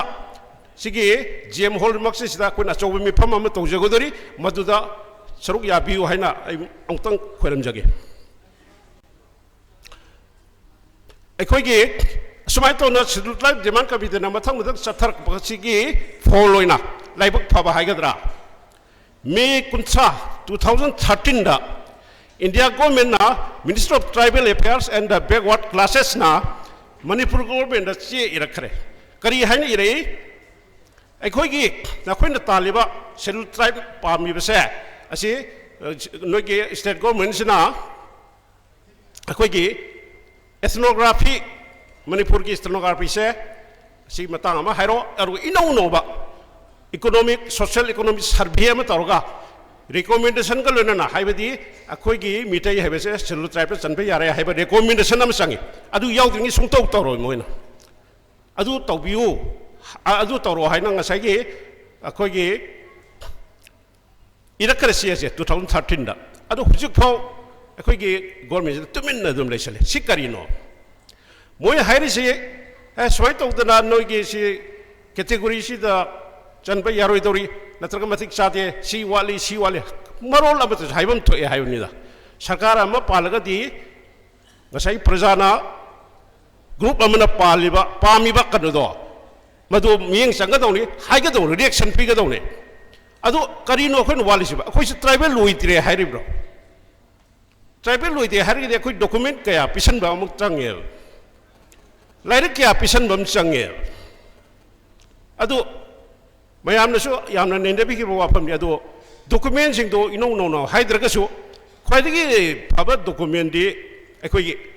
इलेक्शन अकनोगी सेंसस की रिपोर्ट सिने 1891 दसु अखोइ ट्राइबल ने हाइरे अदुगी मथंग सही त्रा लेगसु 1901 दसु मिठै हे ट्राइबल ने हाइरे अरगे अमुक सही कुंथा लेगा 1931 सिदसु ट्राइबल ने हाइरे लाइरिक क्या लाइरिक अहुम मरि लै अदु दसु गसागी कैप्टन ईडब्ल्यू दुनसु कुछ ट्राइबल ने हाइरे आर ब्राउन की लाइक दसु ट्राइबल ने हाइरे एडवर्ड ट्वीट डाल्टन दसु कोइ ट्राइबल ने हाइरे अदो ख्वाइदगी मरुओइबा आइना लाइरिक अमखक पंजगे अखोइगी हाना गवर्नर ओरंबा बेद प्रकाश मरुआना माना इंडियन इन टर्मोइल हाइबा लाइरिक अमा इरमे लाइरिक तुदा माना हाय अखोइगी नागा कुकी हाइबा ट्राइबल सिंगसे मोइना ट्राइबल ओरिबिसे सुमाइना सब मानना करीब तहंददना मिठै हाइबजो ट्राइबल ओए हाइन मान डायरेक्शन इरमे अदुगी सुमाइ तौद लाइरिक कयासु लैरे डॉक्यूमेंट क्या लैरे अखोइ पिसनदब्रा सोइ पिसलंगनि आइना सतावे अदुगा अखोइगे अनौबा 2017-18 की अनौबा अखोइगे लिटरेसी रेट अखोइगी मणिपुर से नॉर्थ ईस्ट स्टेट नेपाल लेबसिगी मनुंगदा मंगा सुबा पोजिशन दले लिटरेसी रेट मसे आइना लाक्चरिसी कनागुम्बा लाइक लाइसु हैबा पैसा नुसा खर पाइबा इसने नाव सिंगना सुमाइना ताकपि अखोइदी लाइक लाइसु हैरे ꯑꯩꯈꯣꯏꯗꯤ ꯄꯩꯁꯥ ꯄꯥꯏꯔꯦ ꯏꯀꯣꯅꯣꯃꯤꯀꯦꯜꯂꯤ ꯌꯥꯝ ꯁꯥꯎꯟ ꯑꯣꯏꯔꯦ ꯀꯔꯤꯒꯤꯅꯣ ꯑꯩꯈꯣꯏꯅ ꯇ꯭ꯔꯥꯏꯕꯦꯜ ꯑꯩꯈꯣꯏꯒꯤ ꯂꯤꯁꯇ ꯍꯥꯞꯇꯣꯔꯤꯁꯦ ꯁꯦꯗꯨꯜ ꯂꯤꯁꯇ ꯌꯥꯎꯗꯣꯔꯤꯁꯦ ꯍꯥꯏꯕ ꯀꯩꯅꯣꯝ ꯂꯩ ꯑꯗꯨꯒꯤ ꯃꯇꯥꯡꯗꯨꯅꯤ ꯑꯩꯅ ꯍꯧꯖꯤꯛ 2017-18ꯒꯤ ꯀꯩꯅꯣꯅꯤ ꯑꯩꯒꯤ ꯀꯩꯅꯣꯁꯦ ꯂꯤꯇꯔꯦꯁꯤ ꯔꯦꯠꯁꯦ ꯁ꯭ꯇꯦꯠ 9 ꯅꯣꯔꯠ ꯏꯁꯇ ꯂꯩꯔꯤꯕ ꯑꯇꯩ ꯁ꯭ꯇꯦꯠꯇꯨ ꯍꯨꯟꯗꯣꯛꯈ꯭ꯔꯒ ꯑꯩꯈꯣꯏꯒꯤ ꯑꯩꯅ ꯃꯔꯨ ꯑꯣꯏꯅ ꯂꯧꯖꯔꯒ ꯁ꯭ꯇꯦꯠꯁꯤꯒꯤ ꯃꯅꯨꯡꯗ ꯑꯩꯈꯣꯏꯒꯤ ꯂꯤꯇꯔꯦꯁꯤ ꯔꯦꯠꯁꯦ ꯑꯩꯈꯣꯏ 79 ꯂꯩ ꯑꯗꯣ 5th ꯄꯣꯖꯤꯁꯟꯗ ꯂꯩꯕ ꯑꯩꯈꯣꯏꯒꯤ ꯃꯈꯥꯗ ꯑꯁꯥꯝ ꯃꯦꯘꯥꯂꯌꯥ ꯑꯔꯨꯅꯥꯆꯜ ꯄ꯭ꯔꯗꯦꯁ ꯂꯩ ꯑꯗꯨꯒ ꯑꯇꯩꯒꯤ ꯁ꯭ꯇꯦꯠꯇꯤ ꯑꯩꯈꯣꯏꯒꯤ ꯃꯊꯛꯇ ꯌꯥꯝ ꯋꯥꯡꯅ ꯂꯩꯌꯦꯕ 9ꯁꯤ ꯃꯅꯨꯡꯗ ꯑꯩꯈꯣꯏ ꯃꯈꯥꯗ 3 ꯈꯛꯇ ꯂꯩ ꯃꯤꯖꯣꯔꯥꯝꯅ 91.58% ꯂꯩꯌꯦꯕ ꯑꯩꯈꯣꯏꯒꯤꯅ ꯑꯣꯟꯂꯤ 79% ꯂꯩ ꯂꯤꯇꯔꯦꯁꯤ ꯔꯦꯠꯇ ꯍꯥꯏꯕꯗꯤ ꯂꯥꯏꯔꯤꯛ ꯍꯩꯕꯒꯤ ꯆꯥꯡꯁꯦ ꯑꯁꯨꯛꯀꯤ ꯃꯇꯤꯛ ꯅꯦꯝꯃꯤ ꯍꯥꯏꯕꯅꯤ ꯑꯗꯨꯒ ꯑꯩꯈꯣꯏꯒꯤ ꯄꯥꯔ ꯀꯦꯄꯤꯇꯥ ꯏꯟꯀꯝꯁꯤ ꯃꯤ ꯑꯃꯒꯤ ꯃꯥꯒꯤ ꯏꯟꯀꯝꯗꯨꯅꯤ ꯆꯍꯤꯗ ꯑꯗꯣ ꯑꯅꯧꯕ ꯑꯩꯈꯣꯏ ꯀꯔꯦꯟꯁꯤ ꯄ꯭ꯔꯥꯏꯁ ꯍꯥꯏꯅ 31 March 2017ꯗ ꯑꯣꯟꯕ ꯕꯦꯖ ꯇꯧꯔꯒ ꯑꯣꯟꯕ ꯑꯗꯨꯒ 2014-15ꯒꯤ ꯑꯩꯈꯣꯏꯒꯤ ꯏꯀꯣꯅꯣꯃꯤꯛꯀꯤ ꯔꯤꯄꯣꯔꯠꯇ ꯅꯣꯔꯠ ꯏꯁ ꯁ꯭ꯇꯦꯠ 9 ꯂꯩꯔꯤꯕꯁꯤꯒꯤ ꯃꯅꯨꯡꯗ ꯑꯩꯈꯣꯏ ꯃꯅꯤꯄꯨꯔꯁꯦ ꯈ꯭ꯋꯥꯏꯗꯒꯤ ꯂꯣꯋꯦꯁ ꯑꯣꯏꯕ 9ꯁꯤ ꯃꯅꯨꯡꯗ ꯑꯩꯈꯣꯏꯒꯤꯅ ꯄꯥꯔ ꯀꯦꯄꯤꯇꯥ ꯏꯟꯀꯝꯗ ꯑꯩꯈꯣꯏꯒꯤ ꯃꯤꯇꯩ ꯍꯥꯏꯕꯁꯤ ꯑꯩꯈꯣꯏ ꯃꯅꯤꯄꯨꯔꯗ ꯂꯩꯔꯤꯕ ꯑꯩꯈꯣꯏꯁꯤꯅ ꯈ꯭ꯋꯥꯏꯗꯒꯤ ꯅꯦꯝꯕ 9ꯁꯤ ꯃꯅꯨꯡꯗ ꯑꯗꯨ ꯑꯣꯏꯔꯒꯗꯤ ꯑꯩꯈꯣꯏ ꯀꯔꯤꯅꯣ ꯑꯩꯈꯣꯏ ꯆꯥꯎꯈꯠꯂꯤꯁꯤꯕꯣ ꯀꯔꯤꯗꯅꯣ ꯑꯩꯈꯣꯏ ꯏꯀꯣꯅꯣꯃꯤ ꯇꯧꯔꯤꯁꯦ ꯑꯩꯒꯤ ꯔꯤꯄꯣꯔꯠꯁꯤ 2017ꯒꯤ ꯕꯦꯖ ꯑꯣꯏꯕ ꯀꯥꯟꯗꯨꯗ ꯈ꯭ꯋꯥꯏꯗꯒꯤ ꯂꯥꯇꯦꯁ ꯑꯣꯏꯕꯅꯤ ꯑꯗꯨꯒꯤ ꯃꯊꯪꯗ ꯁꯥꯔꯚꯤꯁꯇ ꯑꯃꯨꯛ ꯌꯦꯡꯁꯦ ꯑꯩꯈꯣꯏ ꯃꯤꯇꯩ ꯍꯥꯏꯔꯤꯕ ꯖꯥꯇꯤꯁꯦ ꯅꯣꯔꯠ ꯏꯁ 9ꯁꯤꯒꯤ ꯁ꯭ꯇꯦꯠ 9ꯁꯤꯒꯤ ꯃꯅꯨꯡꯁꯤꯗ ꯏꯁꯥꯒꯤ ꯁ꯭ꯇꯦꯠꯇ ꯁꯝꯅ ꯍꯥꯏꯔꯕꯗ ꯑꯩ ꯃꯅꯤꯄꯨꯔꯗ ꯂꯩꯕ ꯑꯩꯒꯤ ꯏꯁꯥꯒꯤ ꯁ꯭ꯇꯦꯠ ꯃꯅꯤꯄꯨꯔꯁꯤꯗ ꯑꯩꯈꯣꯏꯒꯤ ꯃꯤꯇꯩꯁꯤꯅ ꯁꯥꯔꯚꯤꯁ ꯇꯧꯔꯤꯕꯁꯦ ꯑꯇꯩ ꯁ꯭ꯇꯦꯠꯇ ꯁꯥꯔꯚꯤꯁ ꯇꯧꯔꯤꯕ ꯀꯝꯄꯤꯌꯔ ꯇꯧꯕ ꯀꯥꯟꯗ ꯈ꯭ꯋꯥꯏꯗꯒꯤ ꯁꯣꯟꯊꯩ ꯁꯝꯅ ꯍꯥꯏꯔꯕꯗ ꯃꯅꯤꯄꯨꯔꯗ ꯃꯤꯇꯩꯅ ꯁꯥꯔꯚꯤꯁ ꯇꯧꯔꯤꯁꯦ ꯑꯁꯨꯛꯀꯤ ꯃꯇꯤꯛ ꯅꯦꯝꯅ ꯂꯩꯌꯦꯕ ꯁꯥꯔꯚꯤꯁ ꯆꯪꯕꯒꯤ ꯆꯥꯡ ꯒꯣꯔꯃꯦꯟꯒꯤ ꯁꯥꯔꯚꯤꯁ ꯑꯗꯨꯒ ꯁꯥꯔꯚꯤꯁꯇꯨ ꯆꯪꯉꯦ ꯐꯔꯦ ꯅꯦꯝꯖꯔꯒꯁꯨ ꯑꯇꯩ ꯁ꯭ꯇꯦꯠꯇꯤ ꯃꯁꯥꯒꯤ ꯑꯁꯥꯃꯤꯁ ꯚꯥꯔꯤ ꯋꯥꯡꯅ ꯂꯩꯕ ꯅꯥꯒꯥꯂꯦꯟꯗ ꯌꯥꯝ ꯃꯤꯖꯣꯔꯥꯝꯗ ꯃꯤꯖꯣ ꯀꯥꯡꯕꯨꯅ ꯌꯥꯝ ꯋꯥꯡꯅ ꯂꯩ ꯑꯩꯈꯣꯏꯗꯤ ꯃꯤꯇꯩ ꯍꯥꯏꯔꯤꯁꯦ ꯑꯩꯈꯣꯏ ꯃꯅꯤꯄꯨꯔꯁꯤꯗ ꯃꯤꯇꯩ ꯍꯥꯏꯕꯁꯤꯅ ꯁꯥꯔꯚꯤꯁ ꯇꯧꯕꯒꯤ ꯆꯥꯡꯁꯦ ꯑꯁꯨꯛꯀꯤ ꯃꯇꯤꯛ ꯅꯦꯝꯃꯦꯕ ꯑꯇꯩ ꯁ꯭ꯇꯦꯠꯀꯤ ꯀꯝꯄꯤꯌꯔ ꯇꯧꯀꯥꯟꯗ ꯁꯥꯔꯚꯤꯁꯇ ꯂꯩꯔꯒꯁꯨ ꯑꯩꯈꯣꯏꯅ ꯄꯥꯏꯔꯤꯕ ꯄꯣꯁꯁꯦ ꯂꯋꯥꯔ ꯔꯦꯡꯛ ꯍꯥꯏꯗꯤ ꯈ꯭ꯋꯥꯏꯗꯒꯤ ꯍꯟꯊꯕ ꯄꯣꯁꯇꯨꯗ ꯂꯩꯕ ꯁꯥꯔꯚꯤꯁ ꯃꯤ 10 ꯆꯪꯕꯒꯤ ꯃꯅꯨꯡꯗ ꯃꯤ 9 ꯑꯃꯗꯤ ꯈ꯭ꯋꯥꯏꯗꯒꯤ ꯂꯋꯥꯔ ꯔꯦꯡꯛꯇ ꯂꯩꯕ ꯀꯔꯤꯅꯣ ꯑꯩꯈꯣꯏꯒꯤ ꯄꯣꯖꯤꯁꯟꯁꯤꯕꯣ ꯃꯤꯇꯩ ꯍꯥꯏꯅ ꯑꯩꯈꯣꯏꯅ ꯇꯧꯔꯤꯁꯦ ꯀꯔꯤꯅꯣ ꯑꯩꯈꯣꯏ ꯍꯤꯡꯉꯤꯁꯤꯕꯣ ꯃꯤ 10 ꯁꯥꯔꯚꯤꯁ ꯇꯧꯕꯗ ꯃꯤ 9 ꯑꯃ ꯂꯋꯥꯔ ꯔꯦꯡꯛꯇ ꯀꯦꯔꯥꯅꯤꯒꯨꯝꯕ ꯐꯔꯥꯅꯤꯒꯨꯝꯕ ꯁꯤꯗꯨꯗ ꯂꯣꯏꯔꯦ ꯍꯥꯏꯌꯦꯁ ꯄꯣꯁ ꯁꯨꯡꯄꯥꯏ ꯄꯥꯏꯗꯦ ꯁꯤꯅꯤ ꯑꯩꯈꯣꯏꯒꯤ ꯄꯣꯖꯤꯁꯟꯁꯦ ꯀꯔꯤ ꯇꯧꯗꯣꯔꯤꯒꯦ ꯑꯩꯈꯣই ꯑꯗꯨ ꯃꯔꯨꯑꯣꯏꯅ ꯍꯧꯖꯤꯛ ꯑꯁꯥꯝꯒꯤ ꯇ꯭ꯔꯥꯏꯕ 5ꯒꯨꯝꯕ ꯑꯩꯈꯣꯏꯒꯤ ꯇꯥꯏ ꯑꯍꯣꯝ ꯀꯣꯁ ꯕꯤꯍꯥꯔꯤ ꯑꯗꯒꯤ ꯆꯦꯇꯤꯌꯥ ꯁꯨꯃꯥꯏꯅ ꯇꯧꯗꯅ ꯃꯤ 3 ꯑꯩꯈꯣꯏ ꯆꯥꯒꯤ ꯇꯤ ꯇ꯭ꯔꯥꯏꯕ 5ꯁꯦ ꯆꯪꯈꯤꯗꯧꯔꯦꯕ ꯃꯣꯏꯁꯦ ꯁꯦꯗꯨꯜ ꯇ꯭ꯔꯥꯏꯕ ꯑꯣꯏꯈꯤꯗꯧꯔꯦꯕ ꯍꯧꯖꯤꯛ ꯌꯥꯜꯂꯒ ꯂꯩꯔꯗꯤ ꯃꯣꯏꯗꯤ ꯑꯣꯜꯔꯦꯗꯤ ꯀꯦꯕꯤꯅꯦꯠꯅ ꯑꯦꯄ꯭ꯔꯨꯞ ꯇꯧꯈ꯭ꯔꯕꯅꯤ ꯑꯣꯔꯗꯔ ꯊꯣꯛꯇꯧꯗ ꯉꯥꯏꯔꯦ ꯑꯗꯨ ꯑꯩꯈꯣꯏꯒꯤꯗꯤ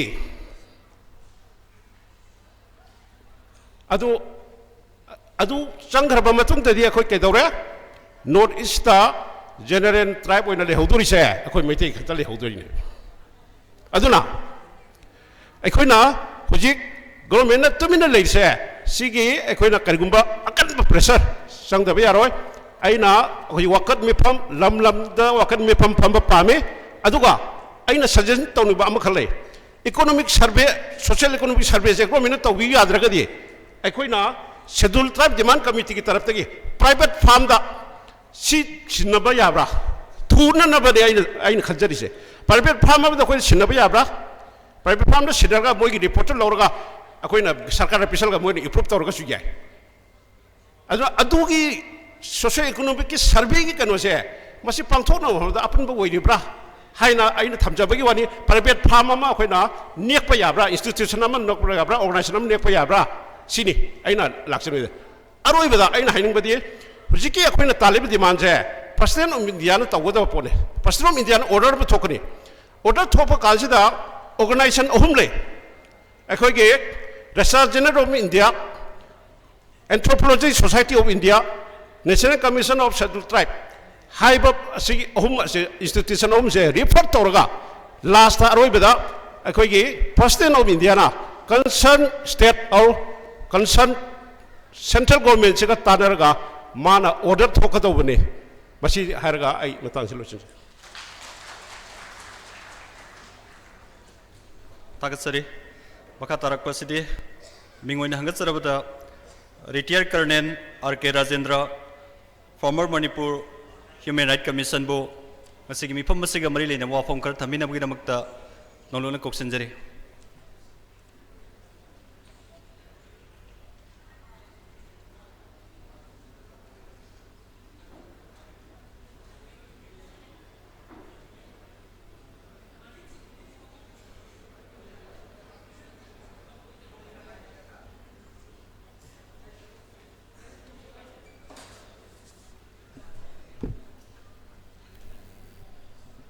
Daistelin Katfiriba,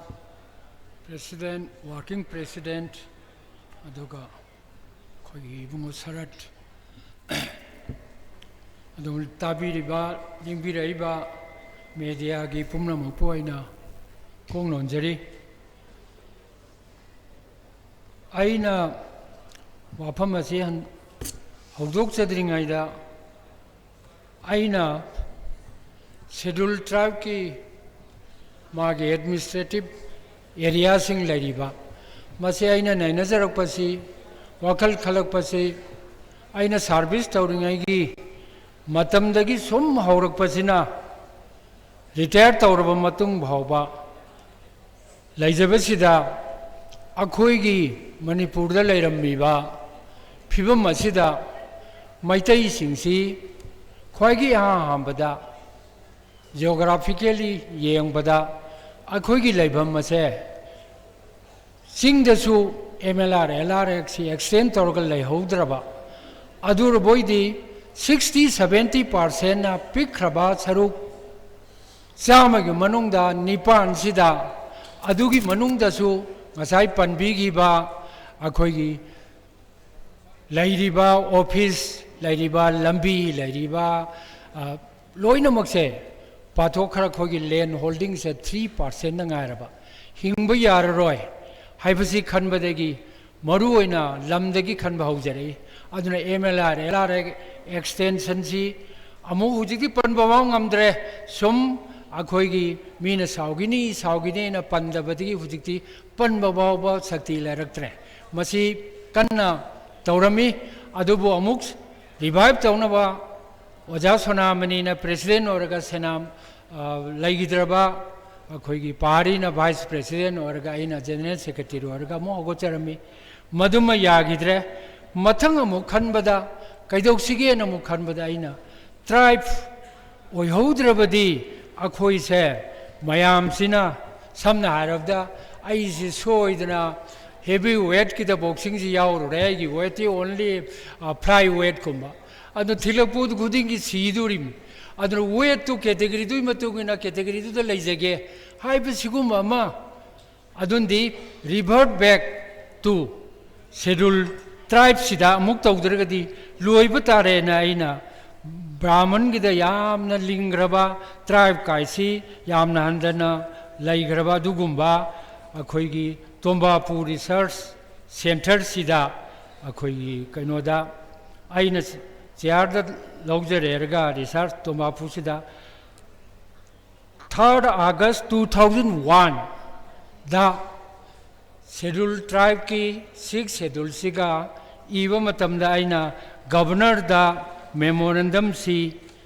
थाजन जगी मजदई आइना समने इजगी बसे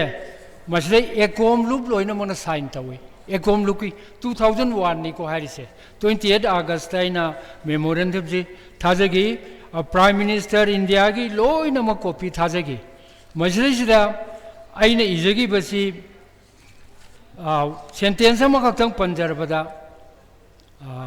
this is self proof Maitai also come from the hills and Maitai should remain as tribes along with our Britain in the hills. It is birthright to go up and settle with our ancestral, in our ancestral land. I say, Igi Base. Masina Taksabde 2001, the give Masi Kansasware, Madudagi, Ozamo Indro Hena, Dharmagi, Moramdagi ni Kangde Amandi, Kangde, tribe Kitaro, Pusla Yam, Kanatu Jones and the Yauzerpani. Aduna Koise, tribes you Oidrabadi Masna, last resort ne Kogi, Hingnabagi, Maram de Koise Hinging, Sola later. Samna Harabada, Huzik, Constitution se Kangda Badagi, Legal awareness to Yam Tore. Masi khudingi a rape case ki mi hat ki bagi masidi jesida laiba angang yamna microphone pamba yamna thawa yawmuksina do pampu do puthorok khangdog lere adubu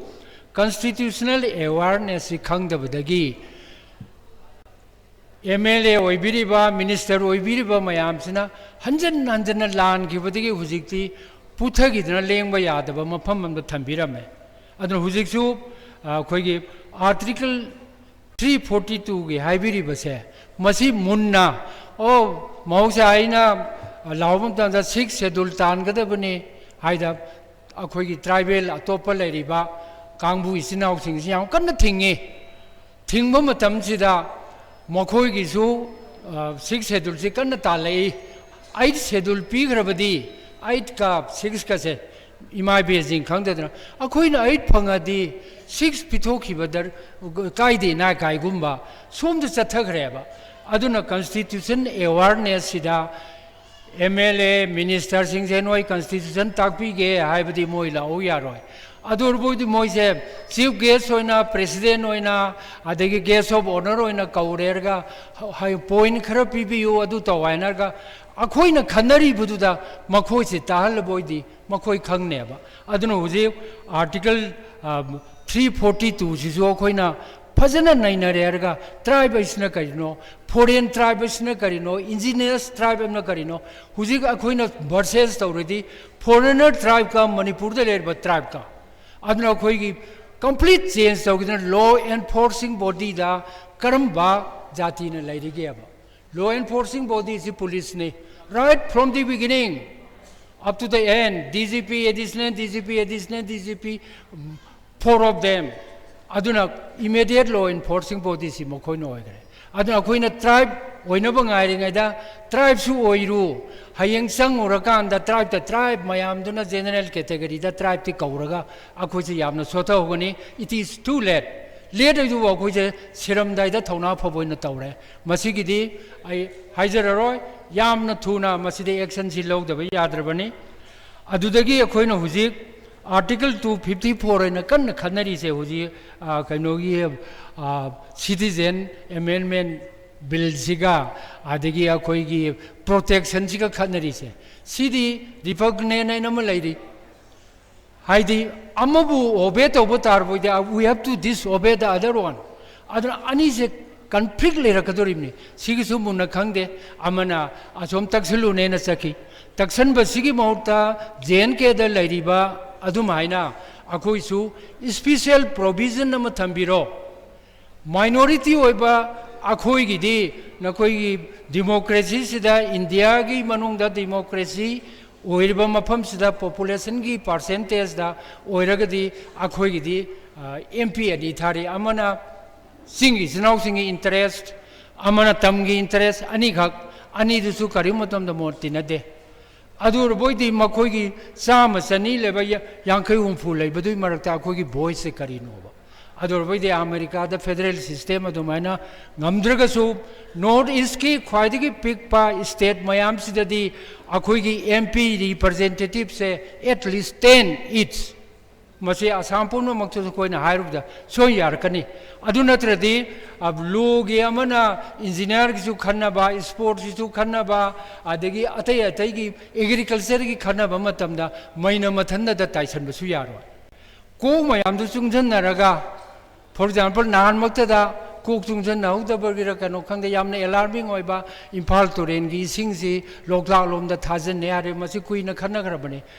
Loktak the Tadar Gadoriba is singsi di, a quick Yamna silk puba, a quick Hagat Hagalega, तंपाक सेमनी इम्फाल तुरेना अखोगी gift of the Imphal तुरेन playground का अखोगी या school की लेयरिमनी लोकताक तक कितंग संग होबद लोकताक से फुन की दोरिमनी अदुना सिगुम बताना गदब मयाम से यामन लई अदुना अखोगी कॉन्स्टिट्यूशनल अवेयरनेस है आइना खंजबदा ख्वाइगी इहान हामबदा अखोगी शेड्यूल ट्राइब डिमांड कमिटी ना मी खुदिमक अखोई दे against I सामक्सी schedule tribe demand committee अहम होगलपदा खरा थौना फना ngang वार्निंग फंगे अदुदी अचौब मणिपुर की चाउग्रबा ग्रुप अनि खंगना लागा मिस गाइड तौबीनो होइना तौरा खरा लेरगा आदसु दुम कौरे अदु आई कंप्लीटली साइलेंस होइग्रे आई खोगी वॉइस से आई पाबसु तंद्र मदैदी पा पागिद्रे कइनोदा खोगी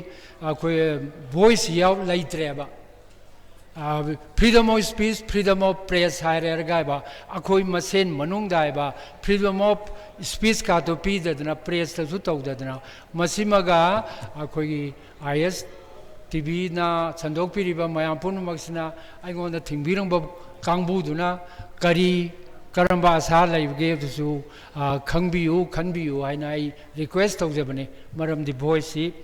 फ्रीडम ऑफ प्रेस स्पीच से थिंगनदनाबा अदगी हुजिकसु मयामनो सुपन पनदबा आइना याम तोइना ngangjibा ngasa इकोनॉमी दा यामनो सोथा होरेदो इकोनॉमी सिना अखोई लैमिनरीबा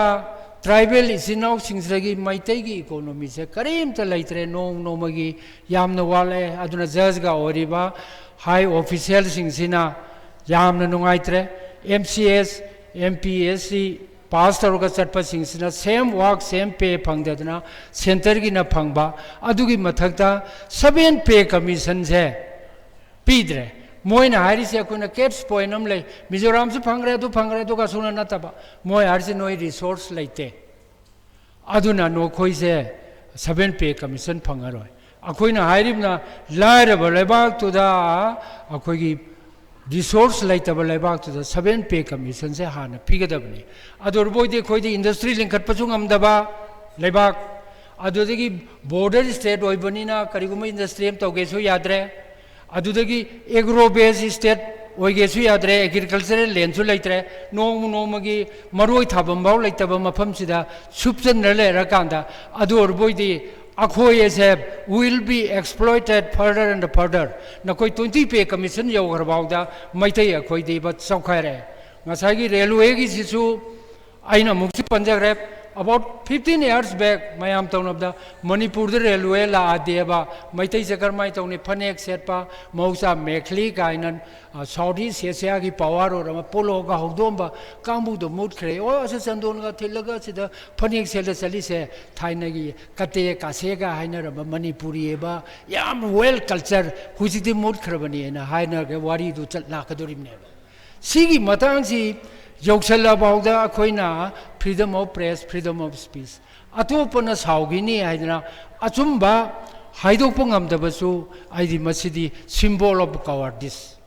अदुना अखोइना ngangjरिबसिदा तोइना ताबिरगा यानरेरगा मोसु यारक्सनु मतममदा आई एम श्योर सिरम दाइकांदा अखोगी ट्राइब ओनद्रदि याद्रे अदुदा अखोइदि जनरल मोले ट्राइबल की मतम तो तोखरे once angles and the sections of Britain joy tormiba kangbudo they were fierce German tribe never aduji the tribe kawri dedna aduna khoigi John Perega khoi noma wari sabada so tribe stays the lankhar ki pisu yawi aduna hujikti Manipur the tribe oigadabadi only maitai the ngaisala bane atei is general oigba yaram akoji amna sotha hore sigadaba matang yoksale aduga अखोगी सिदैसिदा ngасai demographic change जबदोमा आई हाइजरगे आइना मसे हुयन लंबाउदगी फोंगी बने मसे आइना हाइजब नते आइना हाइबो रबदी अखोगी मयाम साउदो बवा ngangi काइना जो हाइबिर फोयाय अदुबु मसे हुयन लंबाउदा फोंगी बसेदा यावबो कैनोनी अखोगी अतोप मफम सिंगदा ट्राइबल की लम सिंगसे पॉपुलेशन विलेज सिंगसे 600 700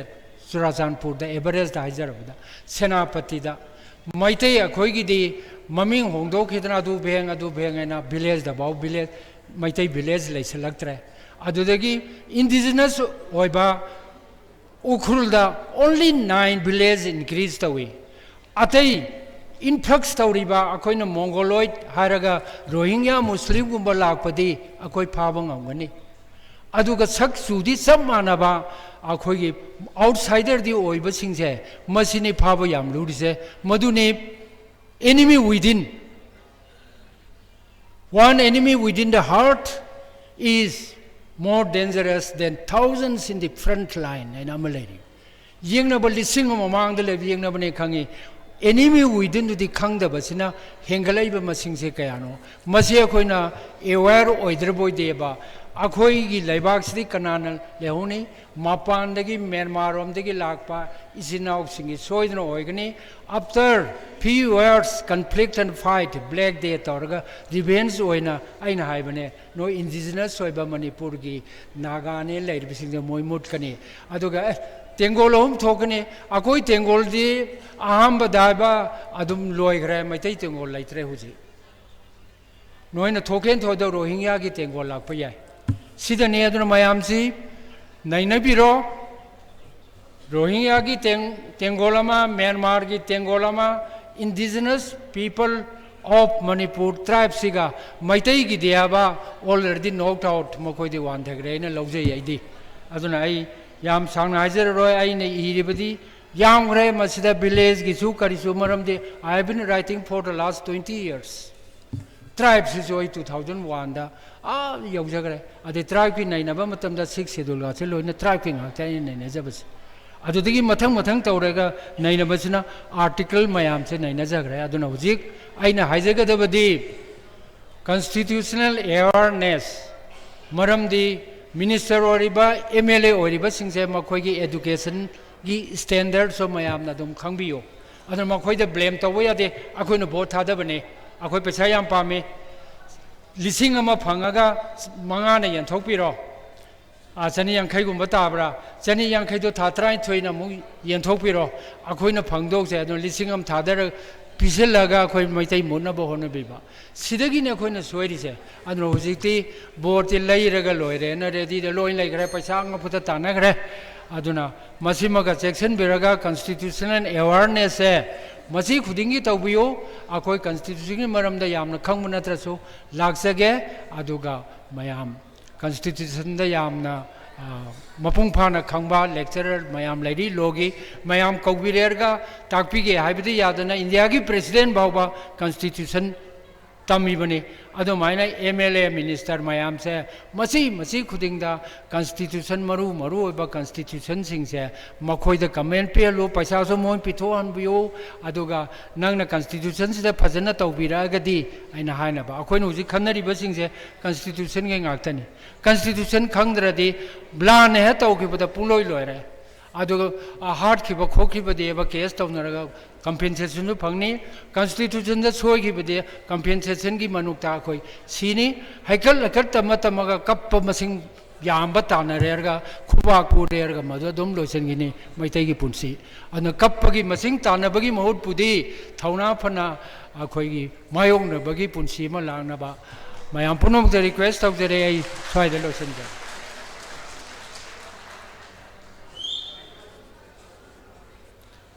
Tagasari aikoina mamangda Augusta da loki bu ware base Manipur government na center da recommendation thadragadi Manipur da paikhat liba railway project asi thingba haidana ware loki bani hairi bu ware base September gi tang 15 da chief minister na aikoi gi thaba asi yengsilani haibadagi ware base handoki bani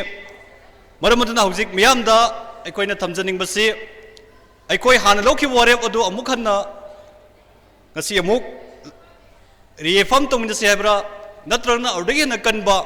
general strike bal natragna atop akanba khongjang mayamat sanction se habra natragna khongjang amata sangan da aikoi phammaga dumak manipur government na aikoi gi demand se pirakani habdra aikoi ngai se habra wafam sing asida tinbirba miyamna amuk hanna soiduna thambirakani haba wakalon thamjari Makatarakpada Kokasari Mingoin Hangasarabada Yambem Laba former member Human Rights Commission Manipur wapam kar thambai namagi namta koksinjari former chairman Manipur Human Rights Commission.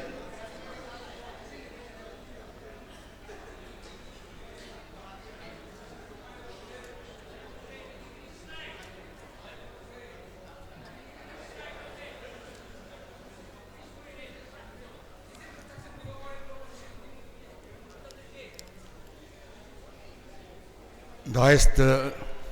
lengsen biriba hal ngom mangda tin biribi isinausi aina wai khara thamjage harise koi sidat tin minin ba isinau singyi ngi lan thoga loiji loya da leiriba ISTV impact TV na cover togodoriba heng cover pagodoriba sing the suai wapum khara thamjage iseng siang na harab da aina laksari satai nate angang wari da phungawari ma tajare sandrimbi madi khwang yaure mari thajin yaure madi ngaksam yaure masi maitei gi phibam se sandrimbi madi ngaksam yaure duni ngaksam di lan thoga di ya ga chinga na ton ga phunlaga dum sidore bane sidore ba akoi mang da sirani ana Sidora hat pada laka tu dia hanya hau sung no la isi koi matam sang husu pau dia koi yam na democratic way ba yam nang yan ta nang na ba ya ba kang lup amu way na sangsan jare koi su pau di memorandum pisan dana meeting dau dana tara thona khanar koi laksai How give the Nasai Mamano Secretary Napanbiramba, Deputy CM go Works Minister go, Unazaba meeting to the Ayak Yauze. Deputy CM Zeko, the Leka in Naimon the High. That's why a coina luxury say, no Sarkana Pivanga Maposunate, Nakoi the Kudanga, recommend of you high and Laxabani, could no laga lead Niba Laxabani can be you. Niva's the Pirector, the Mulla when a hybrid. A woman Mamatam Yore. The time has come for us to strike. A coin of Mother Camp Queen is again. A coin loop, a coin Panadi Punat, look with Ore. Quick with either Citizen Amendment Milano Potoremo. Bangladesh like Hindu Loma, Indian citizen and Manipur Cam, Lemino Kantimu. Polakadorin, Papa Polakadorin.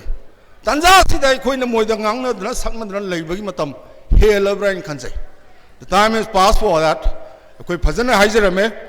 neither laksabani yaad rakhe mungani ayagi phibam do koi phibam lomina se sina isi nausing thamja doise ya nan bada railway line se koi khudak tak thingjan gadam ni all developmental work maya ko lep na sa de adu railway line la ka dori se mai te phrob hat ka do mi myam la ka dori bi dimapur sal ga yeng bio Dimapur dali by mayang mayam say. Asikman tong the sunti nong tarakun some laksala koi ethnic identity koi yellow me ka have a potsep pura mutki dog bagi koi kongjang ama koi piba mama laksala brina koi railway lines as a symbol koi thingadabani will have to strike at this number 1. Number 2 the Sri Viren Sarkar the when high gatori say Yengani Yankigani Nangi Zilla Zaga Cam Lagena. Sajua Zil the Milismanga Para Tamangamba Potnate. A Sama Yana Pabu and Nation Toxagi. I am willing to be arrested. Tungo Nation now listen can allow Pabu and Lapnam now Pabanga Moeb, Zagala Rueva. Lamanga Soba. Programs they should have Kazal like a tongue among I do my mana to get or let's see. We'll have to ask him that. General strike must go see. Karamba general strike no either aeroplanes up by hello the way general strike. We will make sure that no aircraft lands on that day in Infaltul Hill Airport. Maduki Bombay lay methodology lay will do that. Adukanda Sarkar's worry sana say no Korakani said I hate this. Only then the government will call us. Modi Saki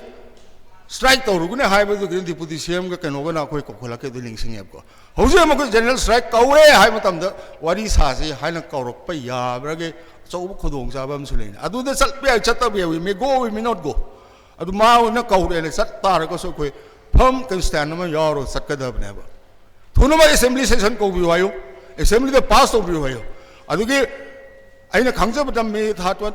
may 2016 the अद्वाइद लेरंबा opposition do the ilay later brain a collect movements. Direct like so have a country porgy,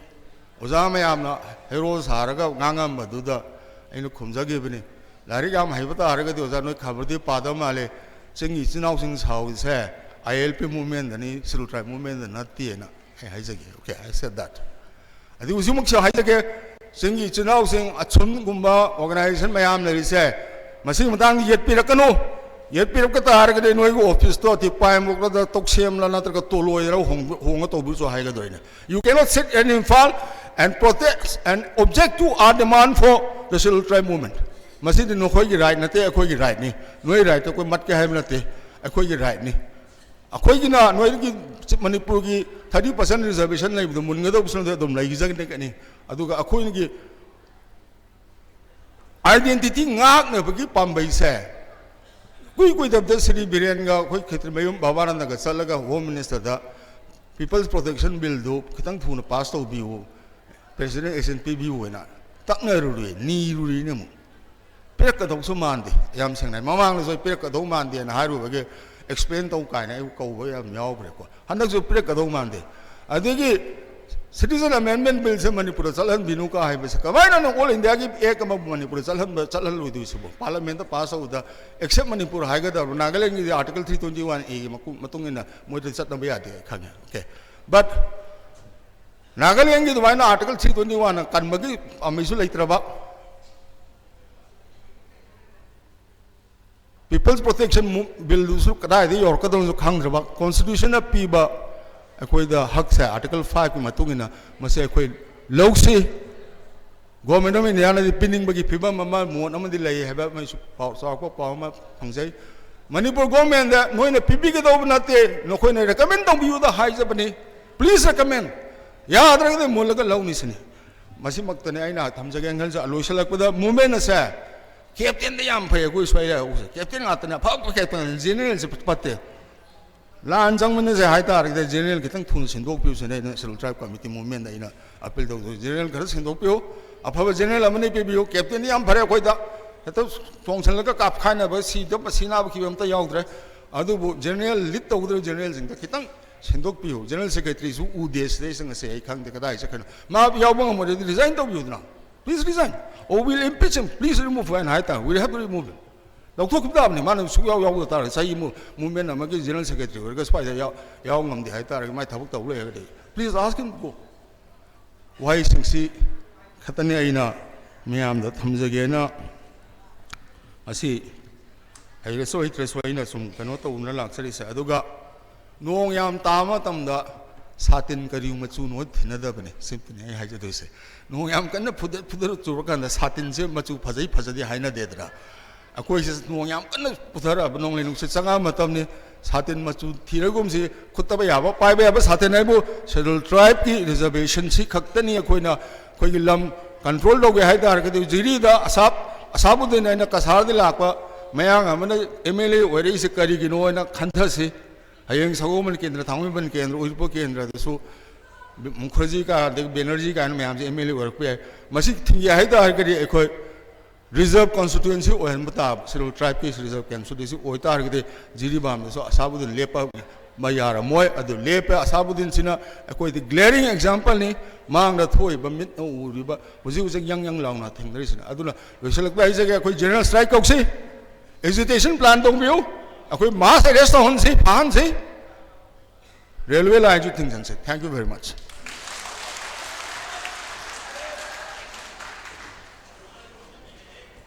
Tagasari Makatarak City Waikom anonymity Moirangambu upon Kurt Tamina Coxinjeri.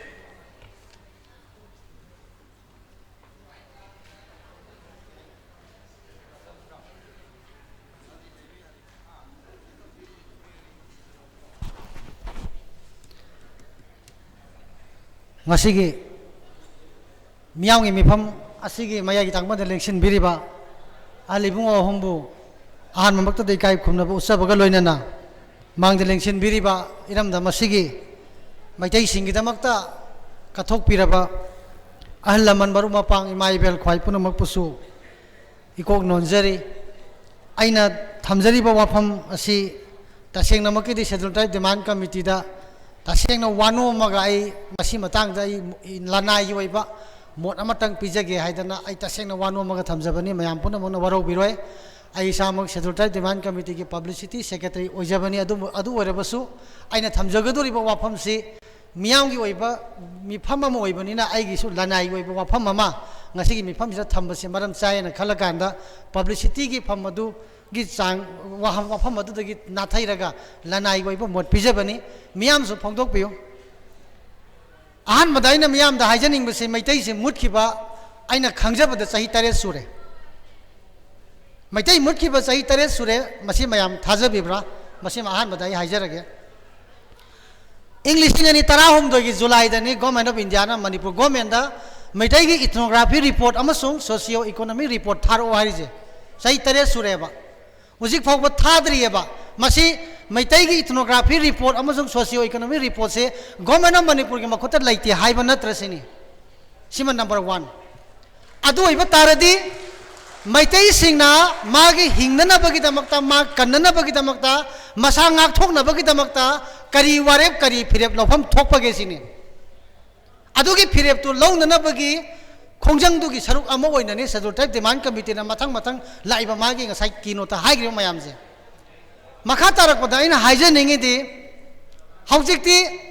Manipur government na sahi uzik pali ba government jina amadi mamang na sahi tara manga kun pangi ba government na maitai gi ethnography report thambiram draba matung da amasung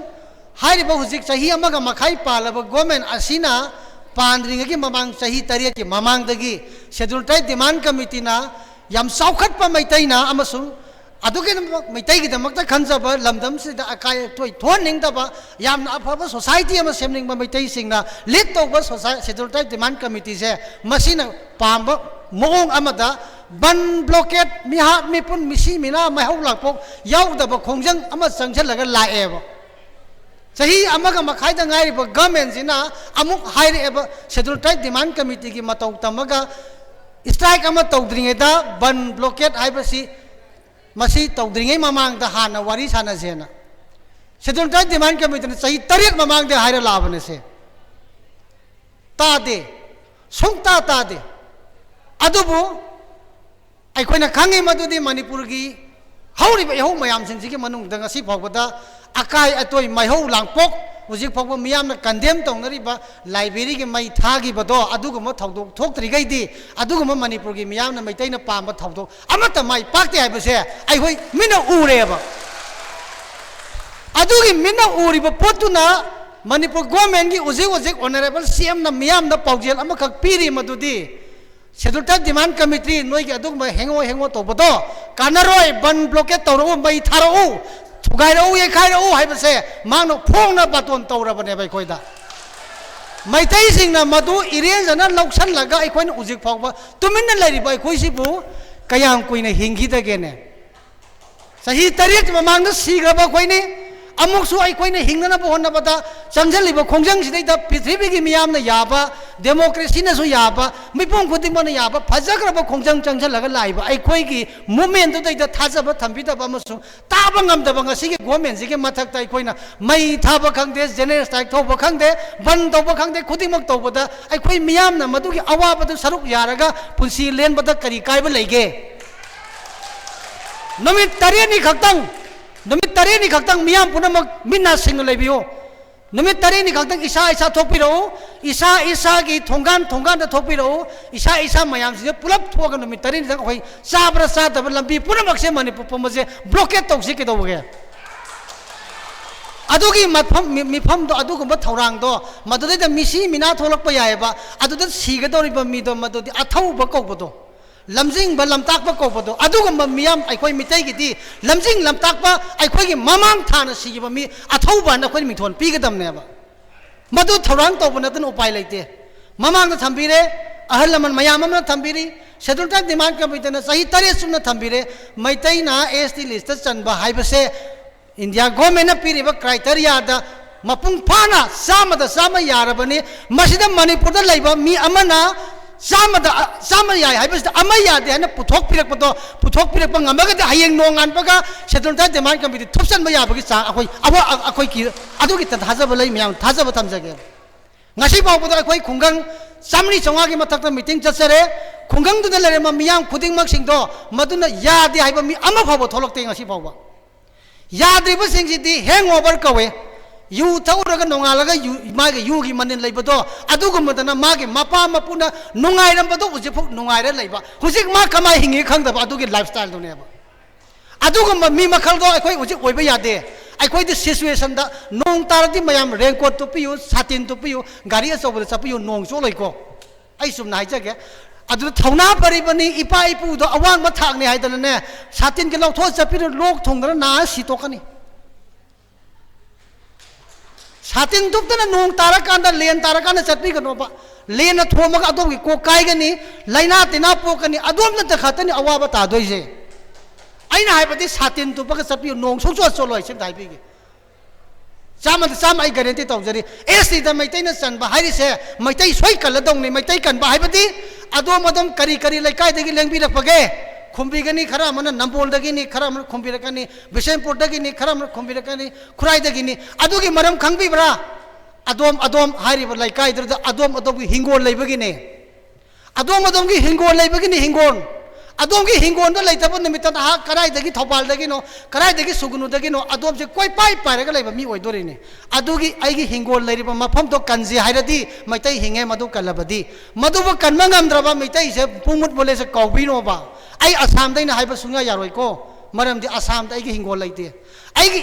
इबा Iram the मसे अदुगुम थौना फगरबा इपा इपु मयाम सिंगदुना थांगना येगा सेमब लमनेबा अखोई असुक 21st century असुक यामना हाइरबा असुक यामना खंगबा असुक यामना हाइरबा अखोई assume लेरकांदा खरा खुजिन मामाई मुपाक पुजुब कनमंगम दे अखोई सिगिबने हेना faba दो सरुपदि बनल ब्रोकेल करिनो अदुम थामा अनि अदुम तौसे मदना वानिंग वाजन सिनिंग सेजना का हायेंग सिजु सेनि ngasi सिरिजु सेनि मसिदा मयापुना मोड पिबिरो अदुगा तौगदब तौगिजे सिन आई हाइनिंगिदे अदुना मसिगी वाफमजे शेड्यूल ट्राइब डिमांड कमिटी की आइबो पोकप इपा होय मखोइदा अखोइना सुगुमबगे नुंसिता हाइरबा मतमदा मखोइदि पाखतसेबा मियाम उदबनिना आइना हारिबदु खतन ओइरबोइ निंगेबा लेंबिरैबा मयाम से थोकपिरो हेतंग लांबियो मरमनि मदुगी चांस ने ngasi पिरिजे शेड्यूल ट्राइब डिमांड कमिटी की ना वरेब लोकसेलपदा मियाम इनबिदबा अमसुंग मियामना थौसाबिरोदबा कोइ सेबिरकदबदा कोइ किजैबा मदुगी अकीबदो कोइ फाउजैबा अदुनानि पीपल्स कन्वेंशन तौरिजे हुजिकति मरम चारे मणिपुर गवर्नमेंट मरान मपोट फारबनी शेड्यूल ट्राइब डिमांड कमिटी ने संजनी मखोंग चंगन मदा मोय मसाना सर्टिफिकेट पीरबनी यारेना जेल चंगसु लाख चंगनजी लिसिंग चंगनजी कदौदोइनो जेल लैबा इसे केमनते युमदा खोइना चाक वाना थोंगिदो मोय थोंगा पिजर दंगनी एनएसए ताबा हारिदो यरुम बिजगदमनि संगोम बिजदोइनी फमुंग पिदोइनी टेलीविजन पिदोइनी खबर पिदोइनी आइन इमा भोगे पापंगमदबा लाइक मयाम पादोइनी एनएसए हाइदो इमा लेबा के एनएसए ताबा के फाबिरो हारि मे खोइदि अदुना मयाम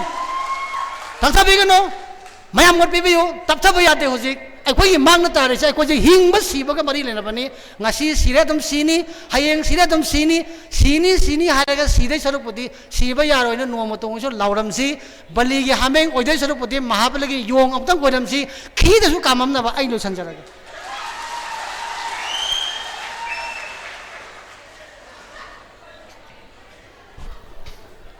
थागसरी तिनबिरबे म्यामदा अरुगा शेड्यूल ट्राइब डिमांड कमिटी दा अनौब थौना क्या पीबिरमगिदमक्ता मखागी वांगलो एसदे मिंगोइना हंगचरबदा एलांगबम इबोयामा वाबगाय लेंचिन बिरक्सी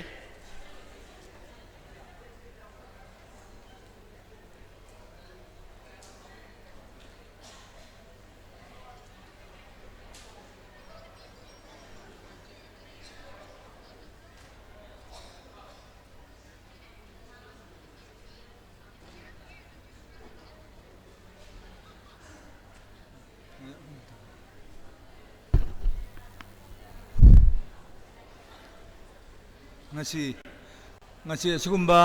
koigi mite koisi mutkikidra leikhikidra हिंबन फब्रा हाइबा सिगुम्बा वारेन मिफम मसिगी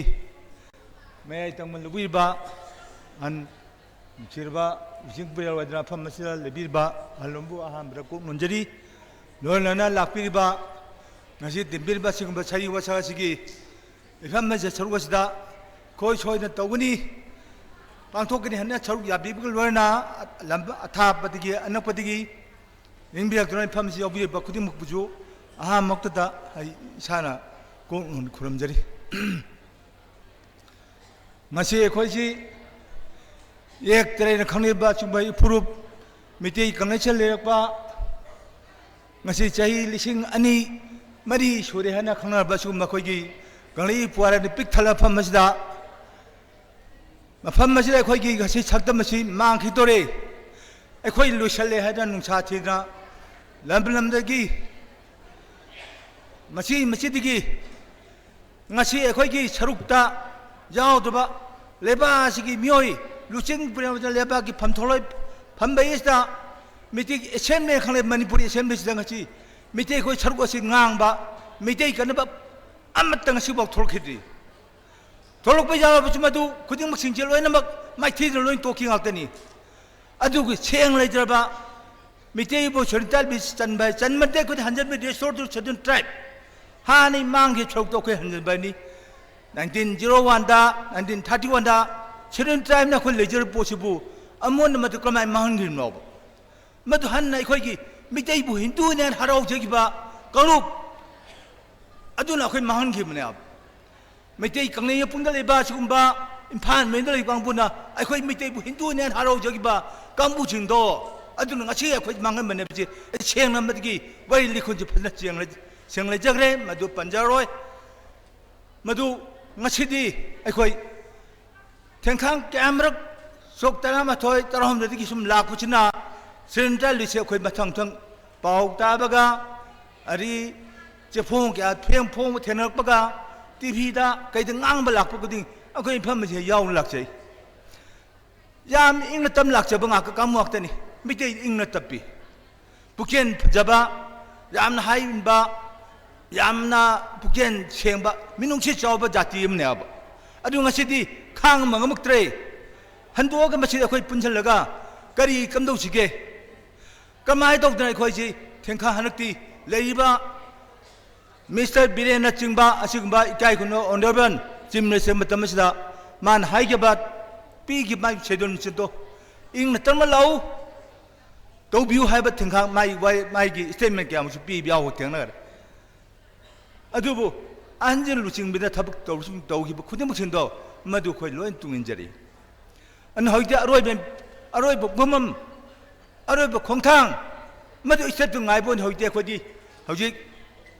kamo adi ko cha chana janjaki dewang kabitgi joint secretary adigi ko ikai khunaba former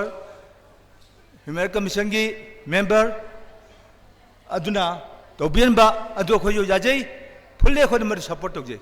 अदुना live जे डिस्ट्रिक्ट की इफम जे कोटा सरुक लोंनरगा मदु खोजी पुंजन होइदि नोमदा जेने स्ट्राइक अदि इंडिपेंडेंस स्ट्राइक मथंग दं थेंखां कया मुसे कोई तौबा हौबा बजे मदु ngasi gi वारिसन मसी फम ताबियो डिस्ट्रिक्ट को कोटा लोंनसी अदुगा इम्फाल मनुंगी महंगी बसौचिन दो मी याम याम उबो फंगे दे खरदि यावि अयाम दि यावदि हजरिबा 우펑저리지 마치 돈어금이 하는데 서로 농너지야봐 디스트릭 시기오나 질라기오나 마두데도 거의 타박지 또 bun강문이 나트라베디 공국답 털거버디 하는데 산이 여러지 짭짜리함 땅짜리 밑에 이제 가시 밑에 못키도래 하버지 하는데 비엔노 적선은 사드 판바 여우리 디스트릭 거의 스테이트 테리티 니방이 미팜 찜리스 미암기 판변에 잘라가 마두 거의 주지만 또 우리 거의 저런담 कनोसी मिटे जी हदक सिटीजनशिप बिन की मतंग मदि याव यारो है चलगा मागी कनोगी हदक की लाइबा पलायन मिफंगी एमपी एम नोरिसंग मसी जी पास तौर में फम खनब यावरे ngang phong do re napsi dawrinji aduni akhoi thabuk wa thaidun na thaidun loi legrani kainda masi matang khana bero mar soni mai gi luching fer na haib dum illa dong ne hana thabuk yang mi tor khobane ab maduna ngasi gi wala na hajaroi aduna district ke wari lepa khudi mak to wari nabdo madu madu kota long na koi jene style indefinite style changchal le sia bise asi mayang aphan e je thamjage mase ya jare asi har ga lu thamjage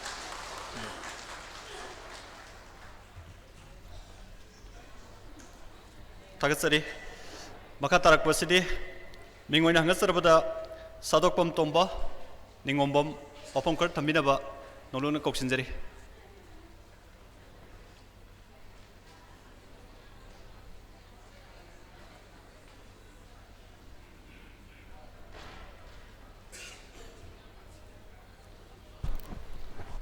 ngasi aham maktada aina thamjaningi basi iramdam kanglaipak lamdam masigi khwaidagi maruoiba khwaidagi maram chaba adumlaba mifam amane ne logjai schedule type demand committee na ngasi lepi reiba akhoi gi mifam masigi athoiba tangbal lamadi mayai tangban da lengsin biriba ahlo humbu aina ikok lonbo usa bagaloina na ngasi gi kanglaipak lamdam masida leibiriba ngasi lengbi reiba intellectual person mayam loina na kaithen gi mai ben amadi CSO mayam gi leader mayam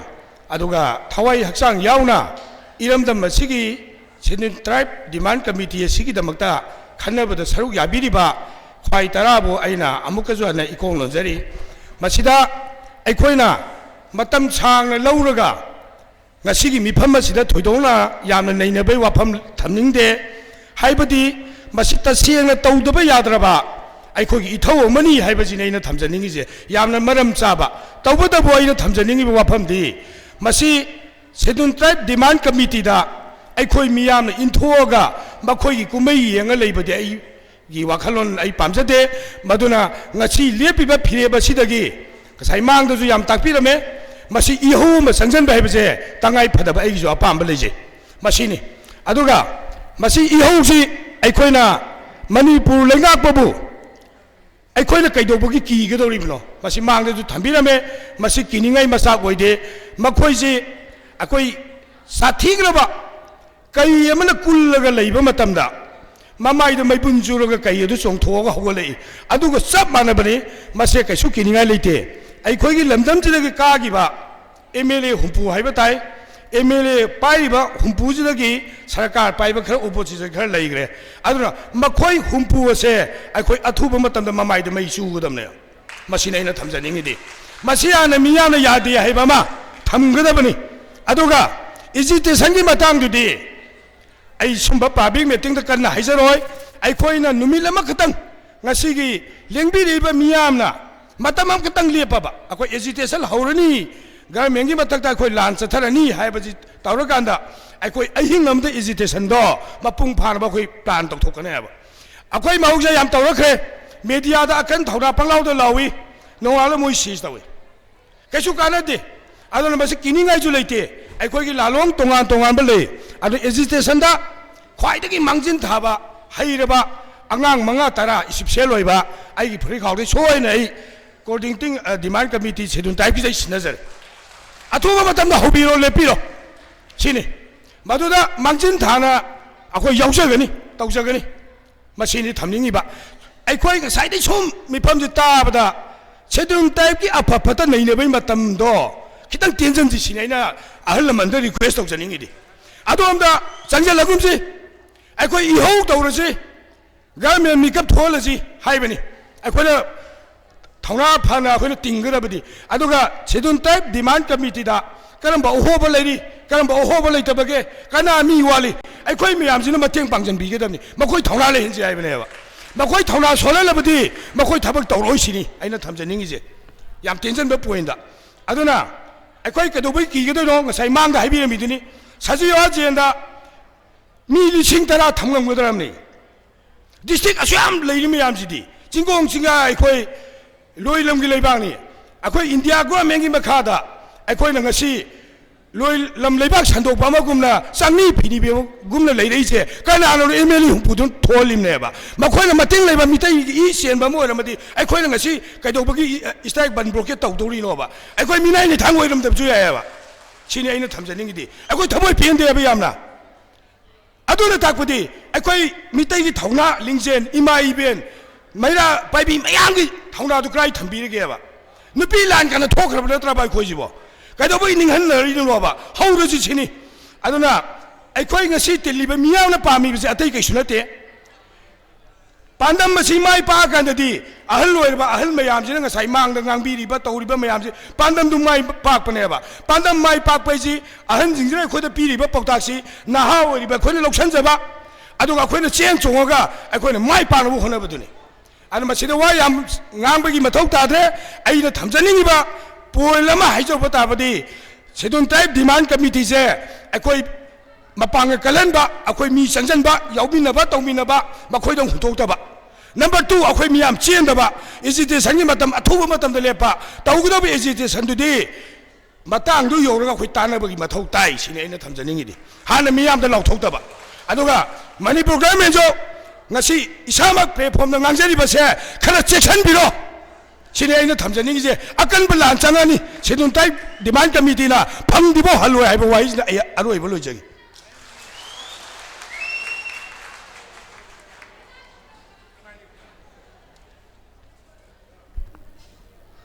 ngasi tinbirba miyamna thambiramba opam sing asi soidana ngasi gi mifam asi loisilakpada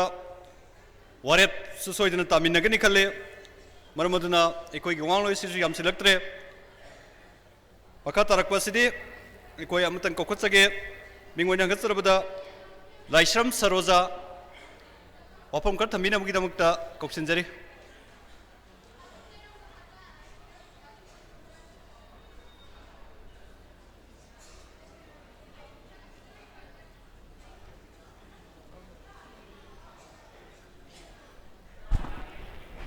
Asigi mi pama sigi maya gi tangbanda phambiriba abung amadi dara o ahan mamuktara ko nonjari amadi ara pama sungana padagi lakpiriba ise inem ibung ba khwai punamakpu aina han mamuktada ko nonjari loina na impact tv iscb gi khuthangda electronic media gi khuthangda yengbiriba ubiriba punamakpu aina han mamuktada ko nonjari ai wapamdi Hauji ekoi I thakta yamba mayam amana ibung mayam amana mamal yam laba poktak mayam pipi kre hauji ekoi gi phipam chi angak pa sandrem bi ima ngak yore na ngasaina habiba dadana habiba gumaduna adugi phipam da leirabani hauji ngasi mangda tariba awaba mayam thengnariba mayam de si bawbada ekoi bhap ta dana tumina leibagi thabak se ekoi tawragum si loina na aina miyam da request tawjaning badi अखोई मरक्ता अखोई मैतई सी मणिपुर मचा मचाना सेमगतरगा अदुगुम लैबा लैपाक अमनी लोइना पुक्सेन मानरक्ता असुंबा मयामसिना सयत खोयनरगा लैबगी थबकसे मसिंबा हंतकी मतंगसिदा तौबिरनु हाइना साउनिंग फना लेरबसु पामदबा फना लेरबसु अखोई पुंसीसे तुंगी मिरोगी दमक्ता इसासिंगी दमक्ता करी ओइबताई अखोई दिंगसी लांगना अदुम लोइग्रनी लेमहौरी बसे करी तौबताई हाइना मुन्ना खंदब लोरबा मतुंगदा हाइबा खोंजंग अछि चंगजन जरकपनी हाइना अखोइगी साइता जेनेरल पाम्बीबा सेलुटाइ पाम्बीदबा अदुगुमा मियोइ सिंगी मफमदा आहामा मक्तदा आइना कोक नोनजरी आयत पथंबिरनु येनरगुमसी अखोइ मांगबा लोइसले येनरगुमसी येनरिङैदा मसी याररोय हौजिं ngасai यामसिना हारंबा इबुंसिना हारंबा अखोइ लाल हौरसी अखोइ थुगारसी मै थारसी अदुनि मणिपुरी चदबिनि तौदबा यादबा पोल अमने मसीना मांग थादना तौदबा यादबा पोल अमने अदुना मरम ओरगा तुंगदा अमुक अदुमाइना तौक मरकसिदा खोंगदा अमुक यालबदी अखोइ लान चांगपा मतमदा खोंगदा अमुक यालबदी अखोइ चावखपा ngamaroy अखोइ लेखा तारनी अखोइ मुलनी मैतई हाइबक जाति से मणिपुरी हाइब जाति से पुनमकी दी हनफम लई तुंगफम लई मैतई अखोइ दी हनफम युम लईते पृथ्वीदा अदुना मरम ओरगा अखोइ से खनरिङैदा जेनेरल ओइनिङै नुंगा चाइ यामुंगना हारमबदुनी दरा लाबना हारमबदुनी सातिन तुपा मतमदा मचु सब मानबनी नोंग तारा कांदा अदुगा लोइनना दरा अमना ngachai ngachai अखोइ अनना हाइखिबदुनी नोंग तारबा मतमदा पांगन कलबनी थौना फरबनी हाइदना सातिन तुपतना चटपीगनोना अदुना मरम ओरगा सातिन तुपतना आई अफाउ सादना आई जेनेरल ने तौर लई तादि अखोइ याररो इरो नोंग द लुपनी लैना pony असिनी laina podi mathang mathang virus sathone akhoi mut khrani asini aina yetna ba laitana akhoi kai dobuna phagada ge haidana yengo ngasi maglagi ba amendment bin achi akhoi kai do ko citizen amendment bin jina lakpa matam da 2016 gi si akhoi si masi lok sabha da pass over ba pot amane ba rai sabha ngai ri kai na mayam na hantok kini kai khan biri akhoi masi thengnari bini ba thengnar ka dori bani baren train changa do bani adu mathang lakon akhoi kai do batai ba akhoi thengmale ho ngasi mak se pabung ani na ne break pha lai ba se khoi gyalam ta dre ba tabira no district sing da yan dok piro la ro khoi thugai rage chi ru chu ya re chorda du sumai tok dana masum ba waram da chorda du chi ge do mayam adu ni ne impa mi se ai ka su kan bi de ne jen tan ge tang jo ai na jen tang ba da imai bel sing tu ne lai ge dara ne kuma ku bi lai ge dara ba ai se pha ge ne se tar lai gi ba matam da imai bel tu ne lai ge dara ba lai roi ai khoi gi mai tai gi i da yawi ai khoi di mi na lak cha ya de abuk yam phai mi bu nung si ya la cha ga da mi da bi thop ngam mi adu bu sing na da ba de khoi di lem na tha de ba adu ma khoi i da yawe ba aduna matam sang na sing na bi re hauji inaw na har magum na sahi taret akhoi si ra bane ba adung ba che du manipur da lai delhi da yawan de sum tau da na manga ga lamhang ji le ra ga ma chi rain ti wala sing na tau ra i bani ko ma chi po che aduna moi na di hauji moi sarkar ka hening da na minister oining bagi sarkar ka haning dabi akhoi matam da kai hidana bai na moina machida ta sal laga lup sal laga lo sal laga thami be prem wa kak che sayet na ga leiri che asumai tok da dak to mangam ba mi su tholak de kendi de nen tholai sing adung ba dak phugai mangam ba to bangam ba tak resign to bangam ba adung bangam ba mi su ai yu ude loi na machi ai itik ipa cha da ba kasulai ta nupi ai na machi yam kana ngam ba su ai mathau ta de nei na khanjai adubu ai na haijaning badi akhoi gi phipam je si yaura bani na akhoi che praja akhoi che pabung ani mafam da khoi haijere khoi strike tau chi lau chi thugai chi manghan chi hatok chi masi ni ai pam je ba natrabadi yaroi natrabadi swayara habidi akhoi hojik akan ba akon ba ngasai ai kaka duya na habira magumadana district khuding makta kendra de district ta khoi hojik banje bazaar gi ne ima be le re mama yam la ba hojik kari hai ni khoi ima nabi rani hoi le re mayam ni moi sin hai pe tang bazaar de nomak pada ima kai then chi da bazaar da hai pe tang khu thanga ki nomak pada manipur se nik pane adukum la mama yam la ba ima ni ima mangi mama yam la ba mayam kai then ima mayam hojik share tor le ai hai ni ga le tan nu nga ai gi aki ba pok tre kwaya school habisi district puna makki pulaga tillaga le bani madu le tabangam liba nupi sing lak la badabu ai khoi na ki ga dab sikana no loina na ai atukki matik hani ngai leitana ai yam harawing achidi maram di selu drive the meeting khuding saruk ya meeting khuding law ai boyam sanglen da sungare ba pulau law ai tom punga nga ngi nupi amani gak tillaga ai na khale ba kari no ni ngasi sibu kai no asi yong na war ba matam sida manipur gi praja nupi sing sibu ngasi gi thabak hoyeng gi thabak ai silina lai thoi maram kari no machidi charuk ya pham tho ina loina mak lai su haina loi khangna ba ngak tani adu kari no lak tri si wona ai khalaga ai nungai jade ba ngasi di ai angak pa phangna nungai ba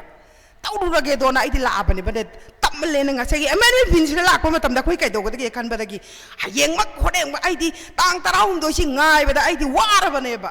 laur ge na ai di war ba ne ba kai do ri ge ba loina na asima sulai raga asima tom le tham khraga hai huji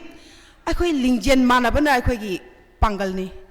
yengu nusira ngachi ngarang gi media da aina yengjaba matam da aina kaya gi mating nungai satra organization sing satra singchan sing pulap punjalaga moi amu ba phiran parak pamak ka aina uye ba aduna adu punjala ise kaina munna khanna ba loiraga punjala bani aduna lamdam khudimak ta laiba khoi gi maira pabi imaibel kaithel gi aduga civil organization sing da leiriba ichilnaw sing maibel sing loina na rajniti wala dol khuding mak punsan naraga ai khoi kai do yai haiba che khoi khan bagi tanja do yam nang na lae aduna kari tawba dai haiba che khalaga punchalaga athu ba matam da ai khoi na lal hawak tringai kari khana ba yai haiba che ngasi mak hauji mak yengi ba tari ba sip mak tagi wakal khanda biraga athu ba matam da खनबीरगा meeting तौबीरगा खनबीरगा करी मोट पीब चुमी कनादा सौगत चुमी करी हाइबने चिंग चुमी हाइबसे राजनीति वाला सिंसु खनबीरो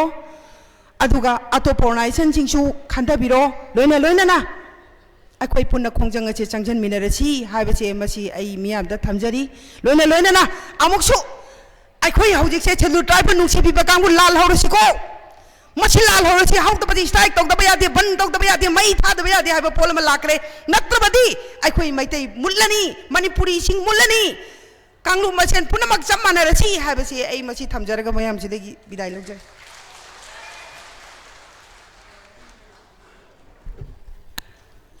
थागसरी अखोई मीटिंग असी मिफम असी यामना सांगदररोय अखोई लोशनबा तांकगुदु योक्सिलागनी मरमुद्रंग असी फमीबसिदगा अखोई की चप चाब वारेप अमा लौरकांदा अखोई मखा थाबा चंगजन मयाबा खोंजंग चंगसिनबगिदमक्ता चप चाब Meiyang वारेप लौद्रि फावबदि मयाम पुनमक वारप सुवाना ngakteng ngaiminase aduga hauzik matangda kokosariba wangangloi se yumkhaibam miren ngamba lilong arapti opom kar thamina boy tentak na thamina mukta koksinjari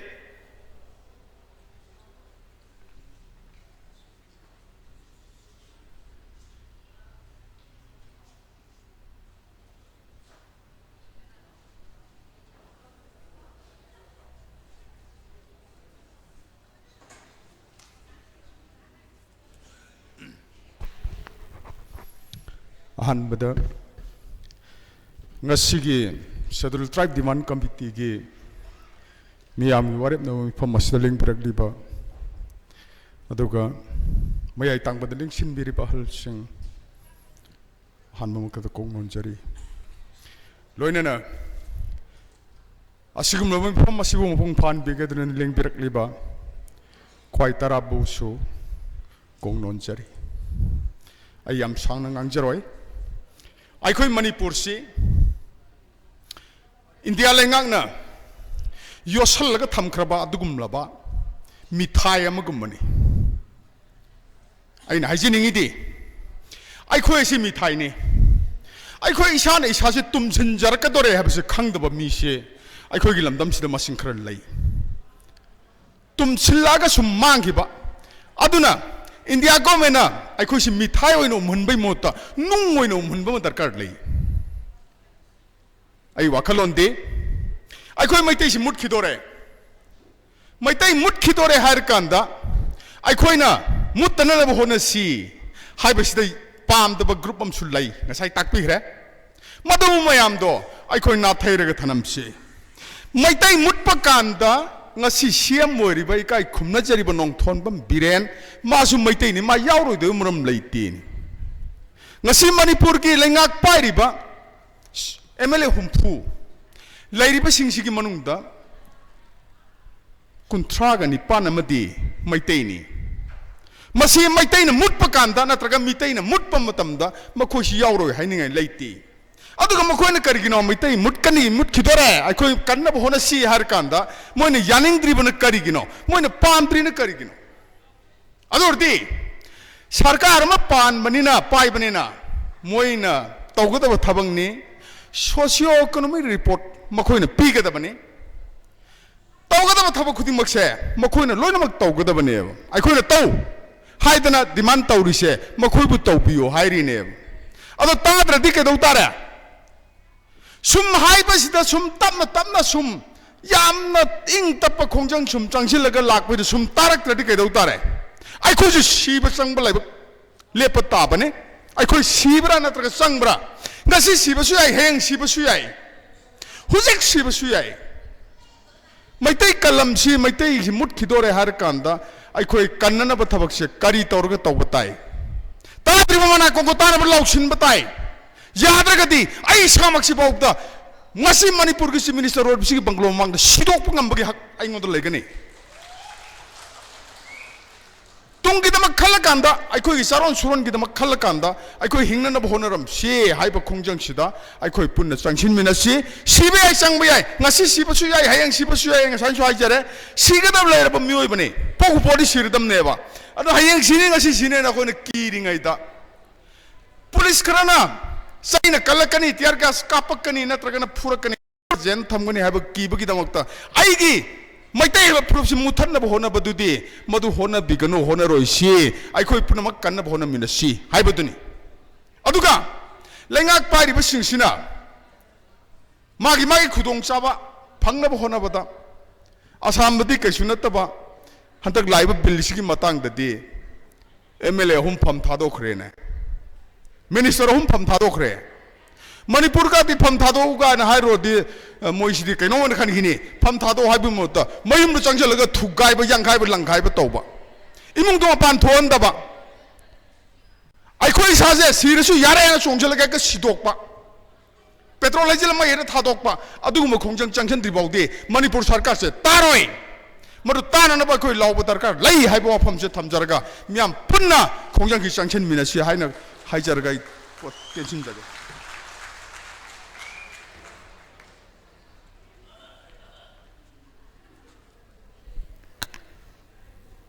थागसरी हौजिक कोई मैम थमजनिंग अमखकना इंथम थागी मतंग गोइबनिना अराब अराबदगी इमा इबेल एसएल मैम सु यावबनिना एकोई मतम मसी कितंग ngनखतनबा होनबद मैम नंगाकपिगनी ngasiगी वांगांबिगदबा मैम सिंगसु यामना यामे दुबो शाइसागी केनोदु कितंग सैक्रिफाइस तोमिनरगा ngasi sinja langjeb singasigi khudongsa nabgidamakta waro bidana bam kana nangsingjari hojik ekoi mifamasi losilakoi tanja do logjaraga koksinjari president members singi maraktagi wangkem sarchandra president manipuri scheduled tribe demand committee manipur assam wafom khar thamina winakta koksinjari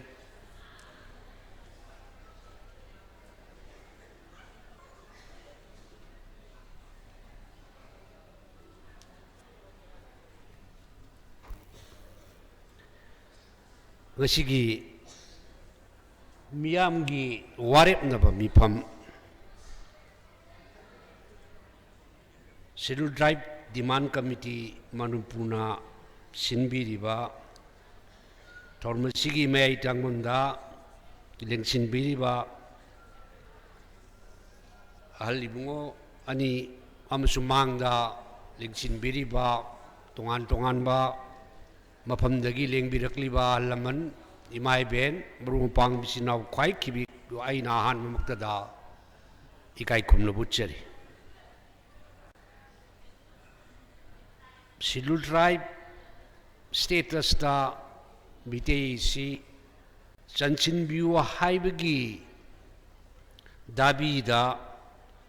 scheduled tribe demand committee manipur na chahi kaya lisang sitna चंगजलपा demand की इहोदो ngasi phawda madugi mahei chana wangamdana leirappadugi nungnangba amasung khoisaunaraba wakhal amuksung puningna lamjing laktuna ngasi hairiba numit asida aroi boiba ware ama launana bagi fire ama launana bagi damak pangthok liba adugumba thorum mamani ngasai koigi publicity secretary anand palamba ke bharat ki ganatantra ni haina chanabi chanariba asida karigumba demand ama tawbada hingsa gi thokdok thoktana demand si पीबसी याम तांग थोई मसी चुमलब वाफम अरुंगसी scheduled tribe demand committee na taliba dabi sigi manungi warol masigi background karino haibasi leibak miam hubna naina duna khabar da adi electronic media da punamakna adi masi naina khraba khangkraba adugumba adi yamna tangai phadaba aduguma demand amani haibase ngasi phawda laingak sasan puriba lusingba sing neta sing asina khangdaba dawna leisalibase karigino haiba achowo hangama laklabani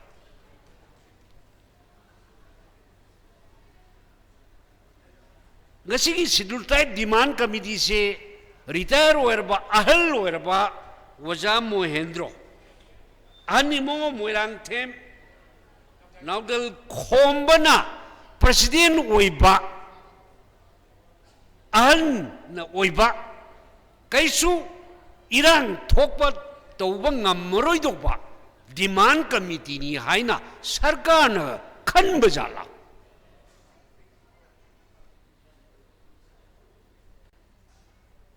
ahal singna oibani haibagi mongda sarkar na thoidribra haibasiju hangdaba yadu matang am oirabani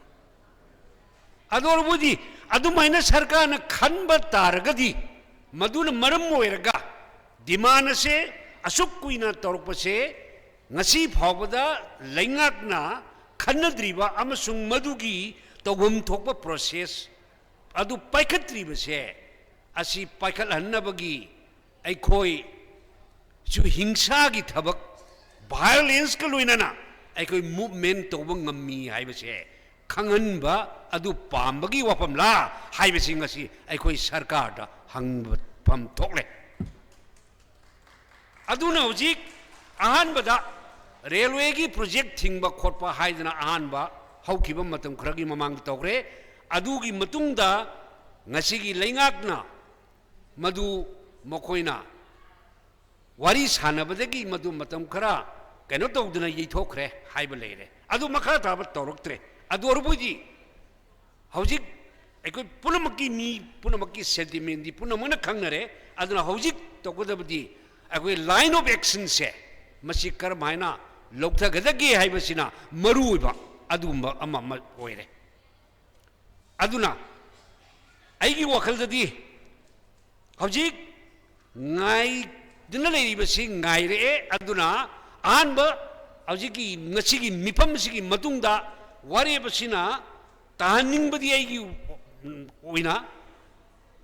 Manipur ki lenga ki maruiba mari leinaba singdo madu demand committee ki maigi dagi madu wari sanabagi ahan bagi mokoi gi appointment ama lauraga maduda kari tobiga doribno haibase masima tangdang mama moidi khangbi naba masi honaraba moi gi matungina adugi matungda aikoina logada climate action se karigumba sarkar na positive oiba stay number bawa moina khangal laktra bamjo positive oiba response laktaba tarboidi aikoina ngasagi mass movement changjan bagi bokoi madugi kaino se kaya chi yathokpa machang ngasi aguna haigri basi aigoi gi ban blockade mayam tawduna nongmagi sara tanbagi adi thengnaiba adugumba miyamda awaba tagani haibagi damakta madu tawdadana yamna kanoba mongda yamna santi oiba mongda demand si tawduna wari watai sanadana lakpado madu mokoina aikoi ki haiba demand committee sina akanba adugumba thabak aidi kareni movement si tawba ngamroi haibagi adu magi mokoida leibadagira haibase masi moida koina khanganbam thue aine khanje aduna ahanbada aigi wakalondadi chief minister unadana moina haiba rail gi project sing agoi gi kana tokba thingjanba haibagi matang du torubada mokoina karigum ka hairakibdo madu hojik amona remind tawduna agoi government gi keno siga unabina bagi agoi gi keno ma representation ama delegate team ama madu sembiraga adugi matungda aidi haiba line of action se aduri moi positive oi base tawra oi do boragadi aikoi line of action tagudur bob kono se madugi andalon natra movement dugi madi keno si toroga aikoi phase wise movement ama tawna bagi masi kaya chila toktuna aidi aikoi keno da miam da amsung sarkar da mase khangan bagi adugi step adu changjal laba matam du da aidi sarkar na aikoi pangchandna leiba na se masi tagadra haibase aigi thajaba adu maina paujai aduna madu tangai phadaba leire haibase masi bai thamjage hoji assam da community taruk aidi scheduled tribe status ki tawnu bagi damakta cabinet na approve tawna parliament da मधु लांखटख्रे अदब असम दा 126 assembly seat ले करिगुंबा हाइबा schedule tribe तरुक बसी community तरुसिना tribe सिमसी parliament दा पास तौदना मोगोजी status सी full fledged न पिरग मतमदुदा आईदी असम से अगुगी schedule tribe state अदुगी status लाकदोरी 50% की मतकता अगी schedule tribe न ओरनी अर हाइरिबा 126 सीट्स की मनुंगदा हौजी शेड्यूल ट्राइब की रिजर्व सीट से ओनली 16 सीट्स कतने 16 असेंबली कॉन्स्टिट्यूएंसीज अर हौजी मोइना पारी बची इन करिगुंबा हाइबा ट्राइब तरुक बसिना आईदी फुल फ्लेजेड स्टेटस तो फंगब मतम मदुददी असम की आउट ऑफ 126 की मनुंगदा 80 शेड्यूल ट्राइब की रिजर्व सीट लानी सिने अरे 126 ता 80 रिजर्व सीट लाबदी शेड्यूल ट्राइब स्टेट रूल अदुगुंबा अदुबदी हाइरिबा मागी प्रोटेक्शन दो सबचाना असम सिदा मदु फंगदोरबनी अदुना मसी अगोगी हाइरिबा शेड्यूल ट्राइब स्टेटस सी मसी पीननबगिदा मक्ता तोबसी अगोगी सरेंडर अल्फा अगोई प्रोटोक अल्फा की लीडर अगोई राजख्वा अरविंद राजख्वा ने लीड तौरगा मसी सेंटर दा प्रेशर पीदना मसी की डिमांड सिदा कनो तोबनी अरो मणिपुर दगी असुकुइना तौरपसिदा मणिपुर सरकार ना तौबम थोकबा रिपोर्ट पिबम थोकबगी होजिबक सेम साद्री हिरबसे मसी अंगक मने मणिपुर सरकार ना नते शेड्यूल ट्राइब की स्टेटस पिरकदुरिसी सेंटर दा कैबिनेट ना अप्रूव तौर मतुंगा पार्लियामेंट दा पिथोगा अदगी पार्लियामेंट दा मदुगी एक ओइना पास तौर मतुंगी एक तो सेमदो कांदा इंक्लूड तौर कदुरिबनी अदुरी मणिपुर सरकार ना मणिपुर की मिटी सिंह तालिबा डिमांड असिगी मदुगी डिमांड अदु मदु सरकार सेंट्रल दा मदु योहन्नबगी दमक्ता सरकार की माइगेदगी स्टेट की माइगेदगी तौहम तोबा प्रोसेस तो बाबा तौबी निंबगी पुंग द फौद्री बिसे करिगिनो हाइबा वांगजिनेबा मोइना पीगदबनते स्टेट गवर्नमेंट ना शेड्यूल ट्राइब ओइरे हैन मिटी लौथोकदब नतेबा मोइना ngambनतेबा सेंटर द तगदोरी बनेबा अदोबी सेंटर द थागत प हौदंगी प्रोसेस पाउदा मखोइना तौनिंद्रिसि करिगिनो मधुकी प्रोसेस तो तौबीबा यारकबदी सेंटर की मधु अखोन तैनफम थोपदो तैननेबा अदो मणिपुर की सरकार की माइगैदगी थागतफम थोप रिपोर्ट सेमफम थोप रिपोर्ट सेमदन मधुदं थागतफम हौबदा ngasi फावबदा मधु इनिशिएट तौदिसि करिगिनो मधुनी अचौब वांगदी मणिपुर सरकार की मतकत लेरिबसि अदुना मसीदा यदि करीगिदमत पीपल्स मियाम की सेंटिमेंट से गवर्नमेंट खंगदगे अवांग नोंपोक लमदम से लेरिबा नेटिव पीपल्स हाइगद्रा इंडिजिनस हाइगद्रा येलो मी हाइगद्रा असिगी ओइरेइबा फिबम इलीगल इमिग्रेंट मैम की इन्फ्लक्स ना अवांग नोंपोक लमदम सिगी मची मचीदा संदोरकना सासलइबा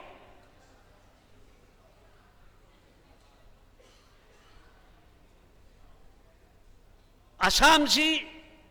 कनो खरगी चाही खरगी मतुंगदा हौजी लेरिबा फिबम सिदा असुम लेबा तारगदी आइदी मसी आइगोगी मुस्लिम रूल स्टेट ओइनीना पानरीबन कोई इंडिपेंडेंट की मतमदा ओनली 3 डिस्ट्रिक्ट से मसी मुस्लिम मेजॉरिटी एरिया ओरमनी हौजी अगोई अजमल AIDF हाइबा अदुगी पार्टी दुना 18 सीट्स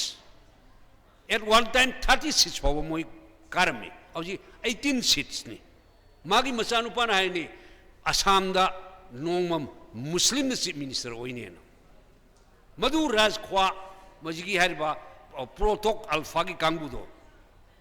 मोइना मधुगी रीडिंग तोर मतुंगदा आइगो इंडिजिनस की इंटरेस्ट प्रोटेक्ट तोबा तारबोदी हाइबा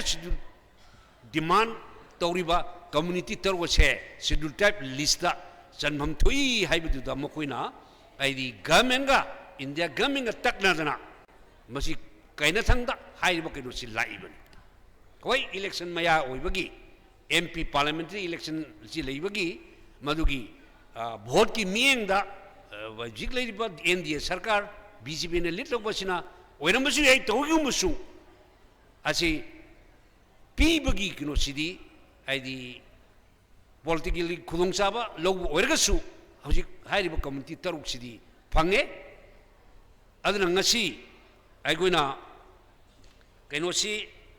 aiba Manipur government na ngasi phawda aidi report thagatba madugi process paketri se masi handaki delegation chatpasida final loiba wa se ahakpa wa ngangna bagi tangai phadaba lei aduga madugi result gi matuina aigoi gi mass movement se mangba taba siba naba khangna thengna gadabagi phirep se laudna madugi phirep do manipur government da khangan bagi tangai phadab do leire haiba wafam si thamjaraga ai ngasi ngasigumba yamna manmul yamlaba jati sigi puruba sigi hingdaba yadaba purup sigi saktam ngaktaba yadaba adugumbagi matam tanja lakpada aigoi hairiba constitutional protection asi pinabagi damakta taliba dabi schedule type status aigoi midi sing si masi leibam thui haiba asigi demand se asibu aina ai maigi su ai thamoi ning tingna sogo chabuga loinana ai chenbi chongbir bo khwai kinu aina ai kok nonjari aigoi assam da aigoi gi manipuri schedule tribe demand committee haidana ama aigoi assam da lirba miti sing suju schedule tribe list chanbiu haibagi demand tawba haukre chahi ani ahum gi mamangdagi hawbani adubu aikoi asomda movement si yam kanna movement ni tawbangam de akoi amuk highway ganu tawduna uma haiduna sindna banga tawba amadi thokre national highway mizoram road ta tawba akoi protest du aikoi gi tariba demographic kino sina akoi situation sina aikoi pangal thokna tawbangam dabagi adugumba ganu khradi weakness khardi leiri asangi adubu manipur gi hosina kankhalaktuna ari manipur la leiriba aigo kino sing meti community sina ai schedule tribe list chanba targadi masina su akoi gi assam da leibida yamna pangal oigani aduga assam da langiba akoina su ngamba du honari adu laibak thibidi agoi schedule tribe gi community taruk chanriba si asiga khusamnadna chatpa hogla kanda akoina khara thengna hoguni na ara moidi chanbagi approval si pigrabani na aikoi amada koi haukiba kenoda akoi bogen hoisu lami keno ma seminar ngo loina na tawkibri aduda coach rajbong sigi madugi akoi students union gi gen secretary do maksu aide kon invite tawduna hairiba koi schedule tribe demand committee gi adumba silchar da tawkiba mifam aduda maksu saruk yabani aro maksu support tawbini aikoi jo koi possible koi support koi extend tawni court kani gaina makji hairam mani mak ngang mani adubu hojik aikoina thilhobuni na aikoina thengna hobo khongogni na moidi hairiba community targo dudi changrabani na hoji aikoi thanta chenbagi miti ngakta thanta chenbagi ofam lae moiga aikoigi moidi already moigi khudong sabadu phangbagi phibam da leirabani na adu hoti honari aduna ngasi aikoigi manipurda changjin biribase khaitang kanoba mongda changjin dragadi madu sarkar sina invite tore haiba tare aikoigi akanba iho ama invite tobugi mongumba oibatai hoji phawada yamna aigoi silent oina leiba kariguma ta action lakotuna leiba sinadi adurdi aikoigi demand committee gi maigi dagi au khangan mam thokpa aikoigi demand committee gi strength se masibaw leire haibase uji uthokpa ma sang haibase ma thamjaraga agasigi timbiriba khwai kiwipu aina mon ai kai kumna bucharaga matang sida ai tension jari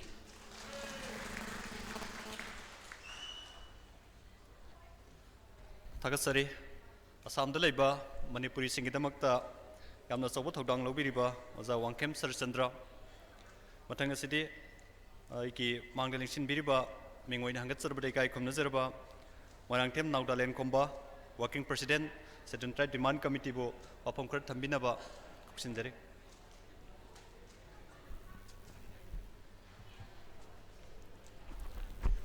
ꯌꯥꯝ ꯄꯨꯟꯅꯕꯨ ꯄꯨꯟꯅ ꯈꯨꯔꯨꯝꯖꯔꯤ꯫ ꯑꯩ ꯌꯥꯝ ꯁꯝꯅ ꯊꯝꯖꯒꯦ꯫ ꯑꯍꯥꯟꯕꯃꯛꯇꯗ ꯑꯩꯈꯣꯏ ꯃꯤꯇꯩ ꯃꯆꯥꯁꯦ ꯑꯩꯈꯣꯏ ꯆꯤꯡꯃꯤ ꯅꯠꯇꯦ, ꯄ꯭ꯂꯦꯟ ꯃꯆꯥꯅꯤ, ꯇꯝꯄꯥꯛ ꯃꯆꯥꯅꯤ ꯍꯥꯏꯕꯅꯤꯀꯣ꯫ ꯑꯩ ꯃꯗꯨ ꯆꯥꯝꯃꯗ ꯆꯥꯝꯃ ꯂꯥꯜꯂꯦ ꯍꯥꯏꯕꯗꯨ ꯍꯥꯏꯖꯒꯦ꯫ ꯁꯣꯁꯤꯌꯦꯜ ꯑꯣꯀꯦ एनवायरमेंट स्टडीज है क्लास 5 ता तंबा लाइक टेक्स्ट बुक तो यावरी 2000 feet above the sea level or abdi चिंजाव कोई मखा दे लई बदुना up to the 2000 बौदी हिल कोई को अखोई चिंगमी दे नते we are चिंजाव मी मसे हाइजरे टेक्स्ट बुक ने कनानो any person in the world ला आगौते सनो आई नंगमगनी समाय थमजगे अदुगा लोइनेना यामने चंगबा आर्गुमेंट दा मिटे येलो मी ने हाइबसी लोइने हाइनी को येलो मी से हिंदी दा आदिवासी कोई अदुबो इंग्लिश ता इबनिना आदिवासी से ट्राइब ओइने सिनेरगा लिस्ट चनबदि नि शेड्यूल है शेड्यूल लिस्टेड लिस्ट याव हाइबने शेड्यूल चनबनी अदुना अखो येलो मी ओरबदि मसाना आदिवासी नि मसाना वे ट्राइब से मसाना दम ओइरबने अदुना लिस्ट याहनदबदु याहनबियो हाइबने मसिमा याहनगनी मसे इंडिया कॉन्स्टिट्यूशन याबने कॉन्स्टिट्यूशन याबसिदा सीएमना मागी युमदा लेरिंगदा थागत बचपदा अखोइन हाजरे अखोइना तालिबा डिमांड से इंडियन कॉन्स्टिट्यूशन मतिन तानबनी मसे लाले हेबा प्रमाण तौरगदी अखोइ तोपसगे हाइबने आई ngमरोय खंगना हाइरिबा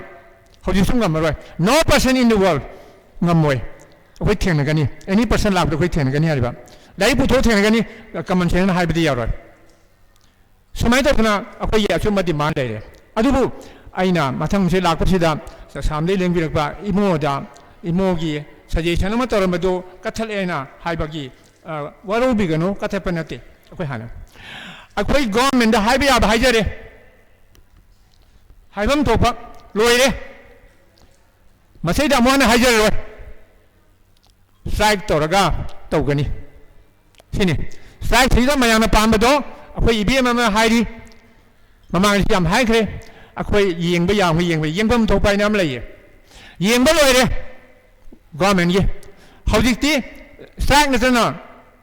मीन्स लेते अदे स्ट्राइक से कॉन्स्टिट्यूशन ना यादे बे आई खंगी कॉन्स्टिट्यूशन अयाबा आई पाई कनानो हंबिरोए तो खुमगे आई ब्रेन दे लोइन लई अदुबो बीजेपी एंड कांग्रेस स्ट्राइक अदुम तौबनी बन तौबनी को मोइना पायोने ने अदुना अखोइदि तौरो याबने हौजिकती बीजेपी गुम्बा पॉलिटिकल पार्टी सिंगना स्ट्राइक तौबा हुदोमिना अखोइदा इनवाइट तौरे लोए अखोइ स्ट्राइक तौगनी अदुगा लोइना इबीएमा अमदि इमो अखोइ इमो सादोबोंगे लेबदो अखोइ मा मिलानगी प्रेसिडेंट ओरमनी मा मरी सुबनी आई मिलानगी अहुम सुबा प्रेसिडेंट ने थौना लेबा अंगांग सिंगनी अदुगा मथाना याम लई याम साथीना तौगनी अदुगा लोइना मसी स्ट्राइक तौदे आई अरोबा थमजगे स्ट्राइक तौबदुदा आई मांग थागा थजगनी फुबदे इंगोन फुजनोबा जे जंग थमोबा पुंची चुबा थमगेसो हातोगी जातोबा मोन हानियंगदी आई थांसांग लई मी हातके मी फतबा हातके ना आई थांसांग थमनी को इपा दे सिंगगा अनु थांसांग न पोरागा कक पियेबा हालोबा मोन हानिंग बाजी इंडिया मादी मणिपुर से मी खर हातकेले अदु हाइ मी हौजिकती हालो हातके हालो हौजि लाथोगा हौजि फागे फागो पुंची चुबा थमगे तो अखोइ स्ट्राइक तौदो यादे इशान हारिबदो चामा यारे we must do or die आई मसले जिंदगी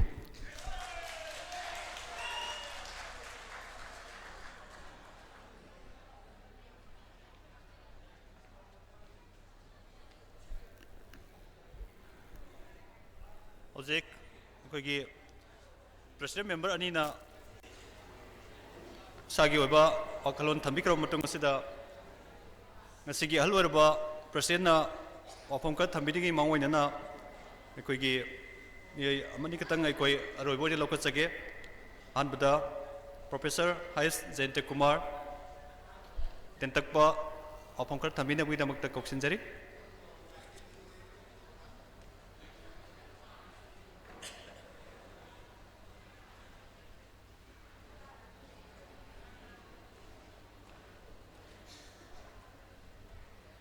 लोइसनबो पामबनी वा याम फजरे मयाम पुनमक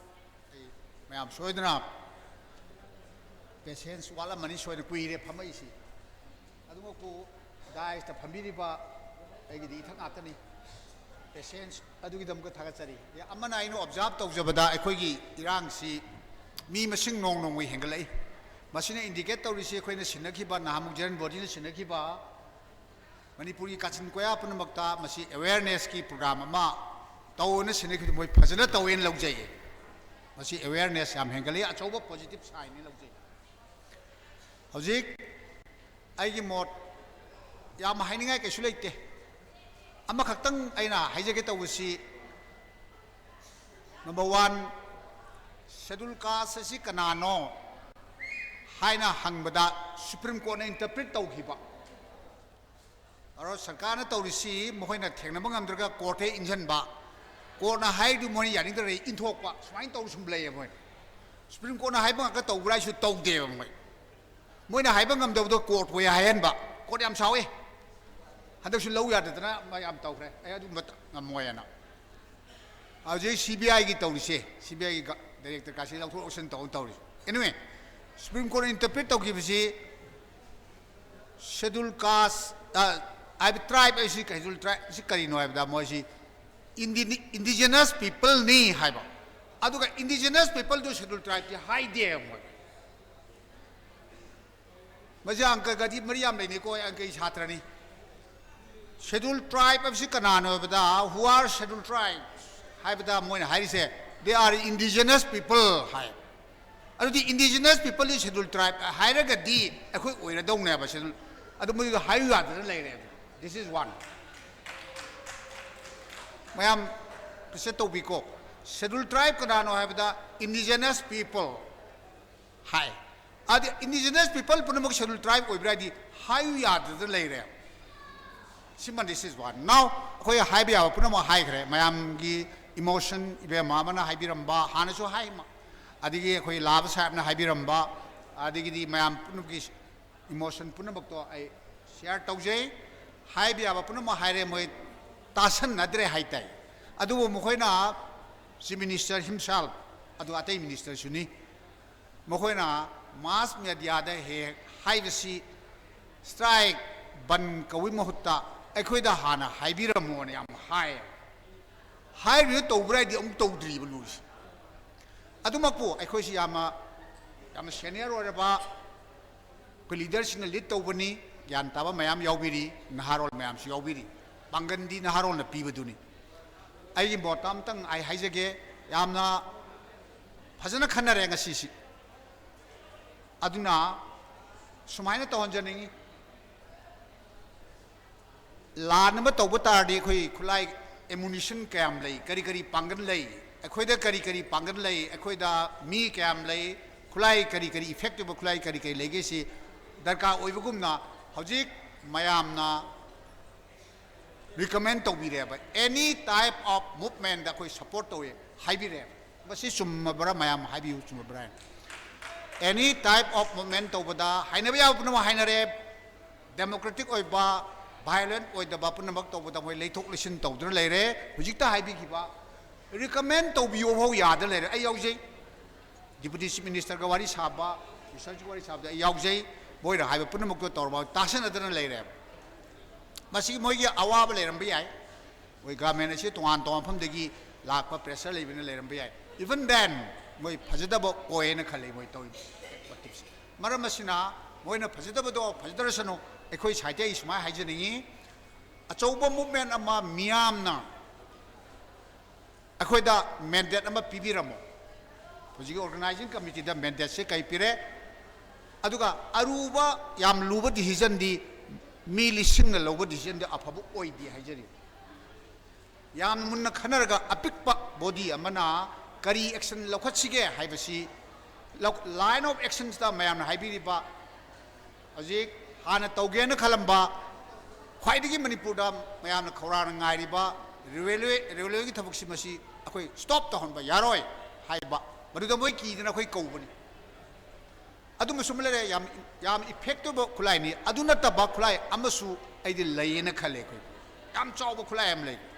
याम नकना 2019 दा तौगदब इलेक्शन से असिसु याम मरुइबा इफेक्टिव ओइबा अदुबा खुलाय अमने कदोबा ओ आई लो सिंजरगे high बसिंगसी taken into consideration mayamna blank mandate no pibiramo organizing committee da aduga organizing committee na masida aroi boina saigi boina haibido akoi this is the last meeting haibisi tawga amuktang negotiate tawnaba chance loba concerned authority da aduda tawraktragana mayana pibi makhulai do masi ning tamna organizing committee na apply tawba madu ai thamjeni thank you very much thank you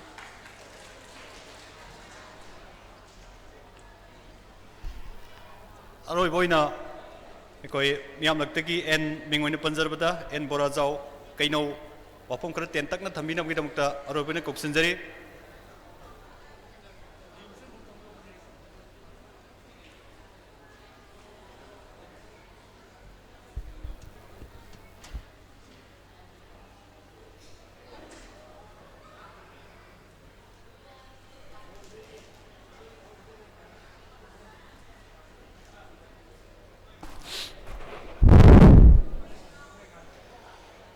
strike asi soidra tawada male maramdi aiju strike tawninge ba adna mayabdi strike tawi bhaptada loi lagderi se maitai se tension ji wange ba hoji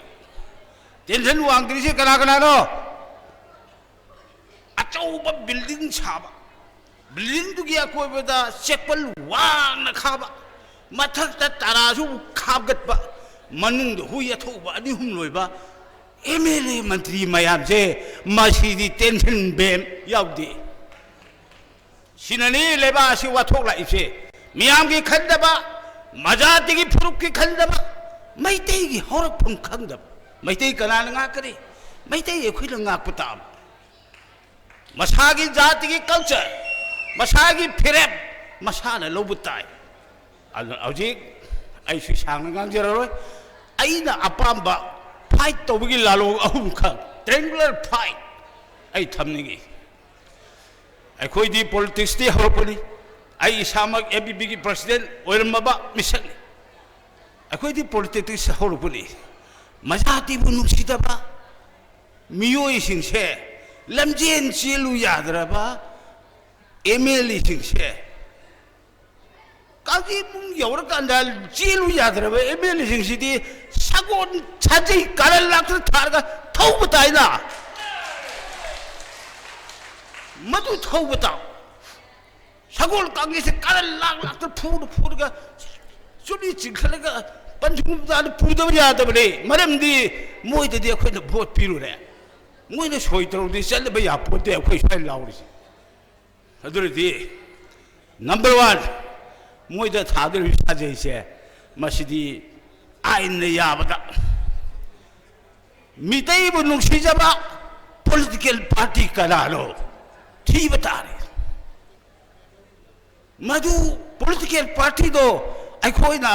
contact तो बतारे बातों तो बतारे मितई जाति बु नुसिबा फुरुप कनिंगबा political party दो लाकतरबा MP की vote से पिछड़े रे अखोई बु नुसिदबा मीदा अखोई बु नुसिदबा मीदा अखोई वोट पीगद्रो मी मयाम तौले जे पैसा लौथो भो पीने दिने लौथो पैसा शक्ति नुसिदे थादरु नोय अद अखोई बु नुसिबा मीदुदा अखोई द वोट पीरोय दबि मरम करी लेगिएबा थामै लेमतोन येक पोइगेरा एरोप्लेन येक पोइगेरा खमदे मैतै जाति बु नुसिबा फुरुबसिबु कंजेबा राजनीति कांगबुदो बोर्डो मधुदा अखोई वोट पीरसे मसिबा फास अनि सुबदा आई टेंबल फाइनिको मसी याम सेक्शन में याम लुवानी आई याम हाइनिंग दे आई हयें मफम बतम चाबलसु आई लाक्सेगे निसंग बिरो आई अपाम बानिंग बा याम क्रिटिकल वे पोसु आई दुम थमजेगे अनि सुबदा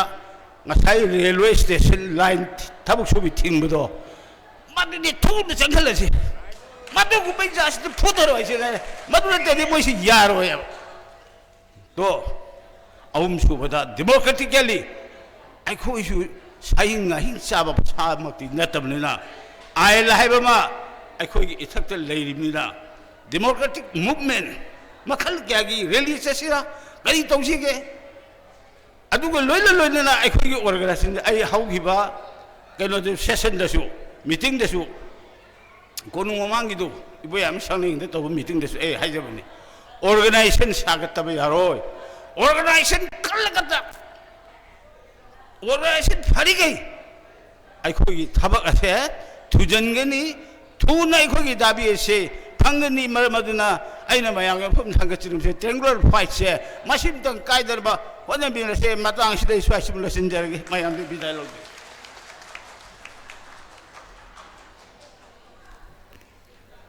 थागसरी जबरो जावगामना फजबा अपम क्या थंबिरमे मखा तारकवासिदी अखोई मांगद फंबिरिबा हलिबुंगो प्रेसिडेंट ना अपम का थंबिरगा अखोई मियामगेबा रिजोल्यूशन से लौमिनरकांदा ngasi अखोइना तिलिबा जेम होन सिगी ममांगदा अखोई मिनिट अमनि दंगरसु लेमिनरकांदा अखोई स्लोगन खर लौमिनसि मरमदुना अखोई हारिबा थोरम सिबोक्तंगी लोय फाउदी अखोई मियाम पुन्ना सरुक यामिनसि हाइना थमजरी मथंग असिदी अखोइगी हलवरबा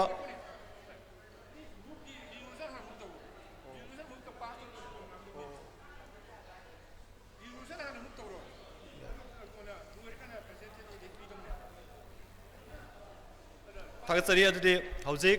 अखोई ngasiगी तिनबिरिबा मियामना थंबिरम वाफम सिंगदु अखोई मुन्ना नैनरकांदा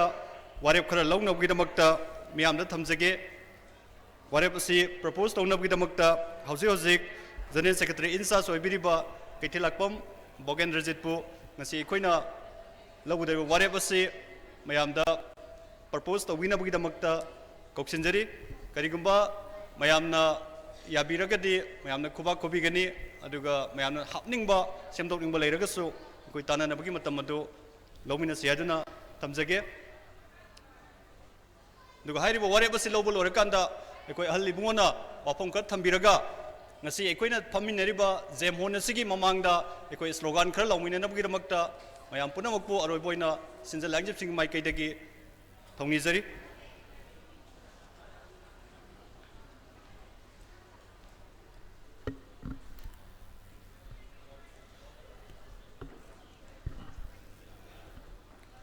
हौजिक कोई ngसाइगे मैम सजेशन तौबिरकपा दुगी मतुंगिना वारेप मंगा खकोना ड्राफ्ट तौजरे आई असी अंत पाथोक्सरके मैम की मोट कई लेगे दुगा तकपियो आहान वारेपता लाक्लिबा जनवरी की तांग 19 2019 इंग फाउबगी मनुंगदा Manipur government येलोमी Meitei Meitei बोएसी list चलहनबा recommendation थाद्रबदी लाक्लिबा तांग कुन थामा 2019 की अयुक पुंग मंगा दगी नुमिदावरंग पुंग मंगा फावबा पुंग 12 की जनरल स्ट्राइक तौरगनी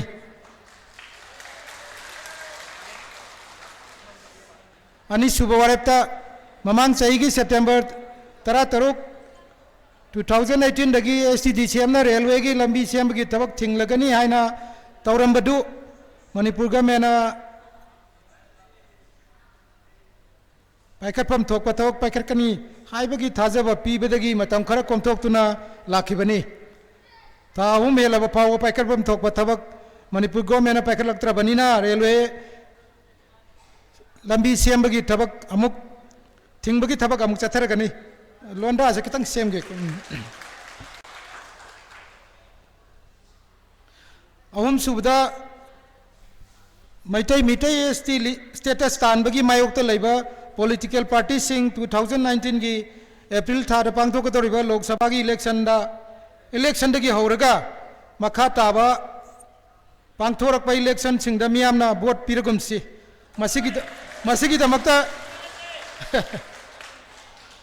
मसीगिदमक्ता मियामना चानबा खोंजंग इहोसिंग चंगसिनमिनसी मरी सुबदा जनवरी 9 2019 दा लोकसभा ना Citizenship Amendment Bill 2019 pass tau khibabu STDCM na akan mamawang da condemn tawi mga subda STDCM na maitai na ST status phangna ba changsilakpa makha taba kungjang sida miyam na tengbang ba madik saruk ya ba haina lepna re ha lagliba January gi tang 19 ing lising amaga alising aniga 18 फाउबगी मनुंग Manipur government येलोवी मैतई मिटईबु ST list चलहन्नबा recommendation थाद्रबदी लाकलिबा तांग कुन थामा इंग्लिशिंग अनि 18 गे अयुक पुंग 5 दगी नुमिदांग वाइरंग पुंग 5 फाउबा पुंग 12 गी जनरल स्ट्राइक तौरगनी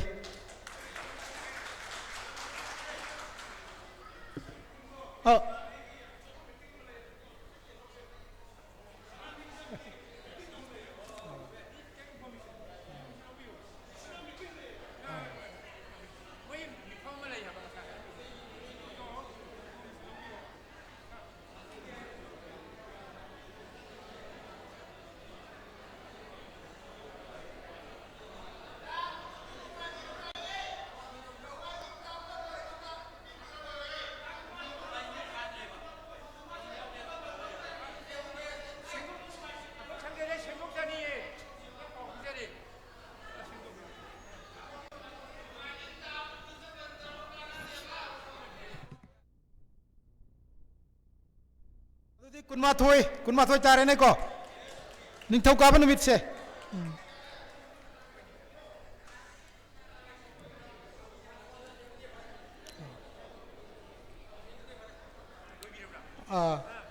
मयम या बिरे को हुजिकी वरे मंगा से वही वता सिद्धि कितन फजद्र जो कोई केनो तक जरगे को आई प्रपोजल हमने तब जगह में हम ताबियो मसी मतुंग दमी फम बया दे मिना सो मिनी स्ट्राइक तब दोरे मिना कोल्डिंग बेबी दा कोल्डिंग बॉडी न फनी ने तो वाले ले को दा कोई मयाम ना यारे है जना वरी अमना लबी रो मुंग सिनी बुझे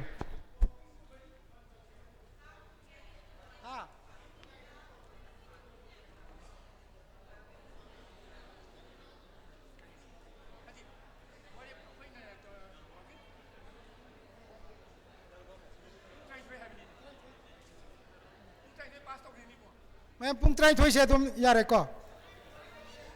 हाँ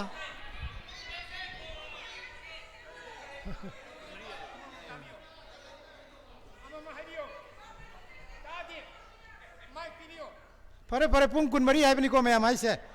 अदुदी मथंगी अयुकी पुंग मरी भाव तार माले को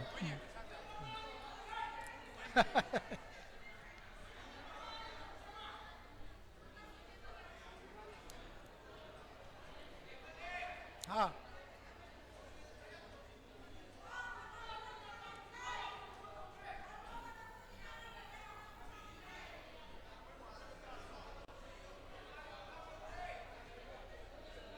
करी है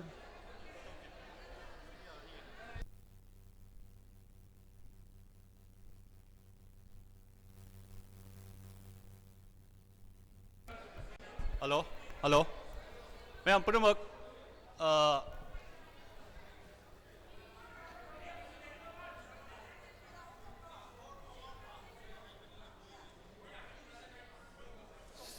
संबिरो मैम हाइनिंग बले रसो सिर संबिरो बसी संबिरो सेज द संबि हेलो हेलो हेलो कदागुमना मोड सेमदोकनिंग बा मोड फोंदोकनिंग बले स्टेज दा याम तेन मतम दा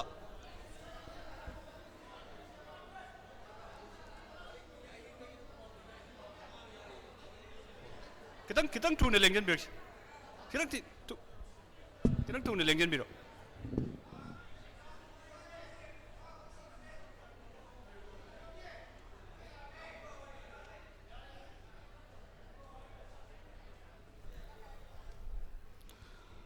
लोइसिलकपगी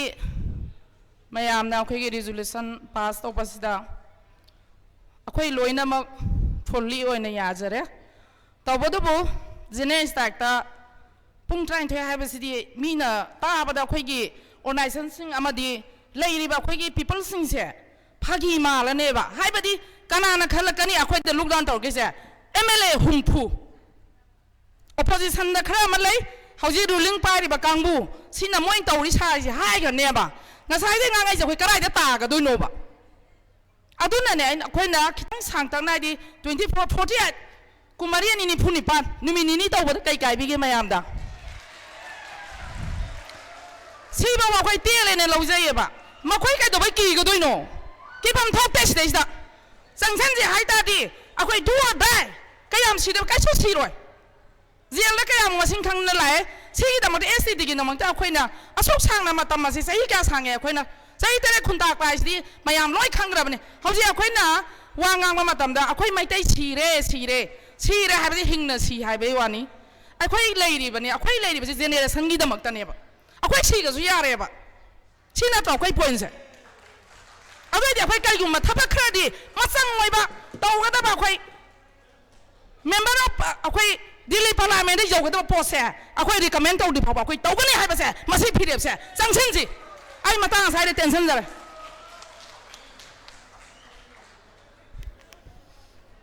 Masi miyam na thambiri ba wakalon na se soidana se dun tribe demand committee na warepta soidana loksin jagani daga akhoi hiktok charoi akhoi pung ni phuni pan do mayam na pamba pung ni phuni pan do duna warepta oi bai yai aduga masina sul oi banai roi pungni puni pan da kari ma pirak tragadi akoi apam ji phang dragadi masdagi henna kan ba du di mat soidina la kani adugi makata ba kenu jing mayam saruk yamina se mayam makata na akoi punna changchimina se ba punu thamjari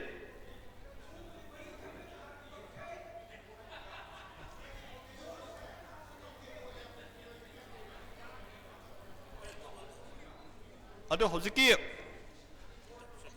pung kun mari gan ni phuni pan ga ja khaitang ai koi ju khana nabi tanja do kitang kumna lawga amuk tang di koi hatu na hujum makti het law da yabra kitang matam law ba yabra hai bu matam jage matam kitang law 48 oi ban natra gana 24 oi ba je matam kitang ai koi na lawjar kan da to ba yabra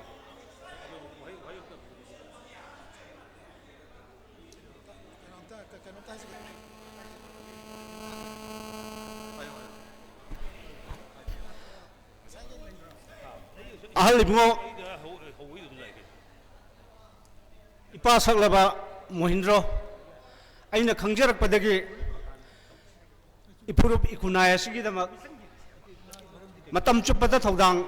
yaduna la khraba aduga ahal ibngo nawdalen khomba loinana ahalaman ipurup cha punnamak kokno na punemjari aikoi ngasai mamang da kayarak nei na khraba aikoi apum ba kunai amakak akar ba hi amakak maduda aikoi lupet hingminari ba kangai ipurup cha singni yam hena ahalaman sing sigi pungning da loyam dai gi matam sida hena tanik ba phawra kanda tunggi mirol si hinghaugidra lehauroidra aina ngasi chakkadoira hayeng chakkadoira haina khallakanda pawung mohindro halibo nawdalen khombo hoisida yama nungang bama phawraga leiriba khoigi khunai ipurupni ngasi chumna khaktagi camera mamangda matraga microphone mamangda miyamda sem saraga miyamgi wangang ba miyam da utchai ba madugi wakalon mayam mama social worker haraga laisal laga vote hetu lepki ba laisal laga aikoi na chali ba aikoi gi akai ba hi sida aikoi masel gi marak tani aikoi samjan na ba ya dadna apun ba langum na punma haraga maitai furup sing punjan na ba hona ba da apun ba langoi na dumak le ra kan dai khoi si ngasi nomogi hena like hataba aduma bibam da lay hena iki pungning da phaw badu thamjari tasengna aikoi thamoi sengna ipuru base kanga da ke kamna aikoi hingminna ga da ke hai basida pangding marana khucham nana mi kayam yam nai khoi chamin na ba yari bage ngasi ma punmin nari basing aikoi karai phaw bada pukchen ting na aikoi chamin na ba yari bage yamna hena luba phibam am khakta aikoi lei machine maram or kanda agitation नमा करिगुम लुबमना मियाम की स्वार्थदा मियाम की इंटरेस्टदा हेक्ता मंग लाउथोरप कांदा वारिबना grassroot level दा लेरिबा मसे आतमक अखोय high high दना लाकपंग हाक्तनी social organisation की फुरुप खुदिमक्तगी अदुगा अखोय खुदिमक्तगी असुमक high दना लाकपंग हाक्तनी अदुम ओइनमा अखोय यामना हेन लुरिबदी फुरुप के वाफम मा लाकपसिदा हेन कुमना खनने न बगी तंजासिदा एजिटेशन जे खैतंग येंगमिन जिचिनी खैतंग येंगबसिदा अखोय नुमित तरानी नत्रगा नुमित कुमनी नत्रगा थामनी अखोय एजिटेशन लाउथोच जनरल स्ट्राइक लाउथोपसि याम लाइ जनरल स्ट्राइक लाउथोखगा जनरल स्ट्राइक तुना कदाई देना कदाई भोबा इफेक्टिव ओहनबा इफेक्टिव ओइबा हाइबसे नोमगी खुसुमन तालगा हिंगना होनरबा मीदुना मागी चथोक चसन लंबी अमदा थिंगी लोइना ऑफिस के कर्मचारी थबक सुरिबा नोमिबसिंग मदुना मागी चथोक चसनदा मदुमा मुक थिंगी अखोय हेन वारिबदी हिंगना होनबदा नोमगी चंगिबा सिने हेन वाई अदुम ओइनबा अखोय तौदबदी यादे अखोय फुरुब अछि कन्ननबगी दमकता अखाबे हि असिदा चंचलैबे इफुटसे मेननबगी दमकता अखोय तौदबदी यादे मरम असिना अखोय जनने स्ट्राइक तौनबगी फिरेट मयामना पामिबसे लौछि बट अखोय मतम खरा छांगना तौछि तौननबगी दमकता मतम खरा सुपीछि हयेंग जनरल स्ट्राइक तौनि हारगदी सोमदा ngasi chaningai leitabdugi cheng khara wanjal thamogdogduchu leiraroi नमिन मंगानी दी अखोय चथोक चसन यारोय दंगनिना कइनो पांबई म तौरगे हिंगनबगी होन होबसु यारे सरकार दछु नमिन मंगानी ने अहुमनी मदुद से चेंग म पिहनबसु यारे कदाई देना कदाई भौबदे इफेक्टिव ओहनबा याय लेंगांग लोंदा लेंगांग लोन ललोन बसिंगना मतम चुपदम नै हेल्प पिरगा लेरे बाय खोय भुरुपचा सिंचे अखोय कदौ मतौ करमना खुसम नरगा हिंगमिन होम होनमिन सिगे हाइबा मियेंग दुदा अखोय खरा हेन छानबा मियेंग थमिन से हाइबा दुना इन थमजरिबा वाफम अखोय एरोप्लेन बन तौत्री एरोप्लेन बन तौना बगी वाफम दंग साय याम लाबना होगदोमी करी मेकानिजम सिजनर का अखोय इफेक्टिव ओइबा स्ट्राइक आंदोलन चंचन बा याबगे अदोमदा याम टेक्निकल ओइबा याम वखल ओइबा वखलमदा अखोय चंचन मिननिनी अदुगा अखोय की नागलो पिनना बो होदा मिननिनी अमना यामा बोजावा कइनौदगी मणिपुर पीपल्स पार्टी की प्रेसिडेंट ओइरम बाबा समना हाइकिबा पीपल्स पार्टी की पॉलिटिशियन अमला प्लेटफॉर्म हेक चंगप गांदा असिना अतोप पार्टी मगी हाइलो खाले आई टेंशन जगह अदुना पॉलिटिकल पार्टी खुदिमक्से तांग अमदगी होरकांदा मोइसे कंडेम तौबा मगोय ऑपोजिशन के थिंगदन जिनी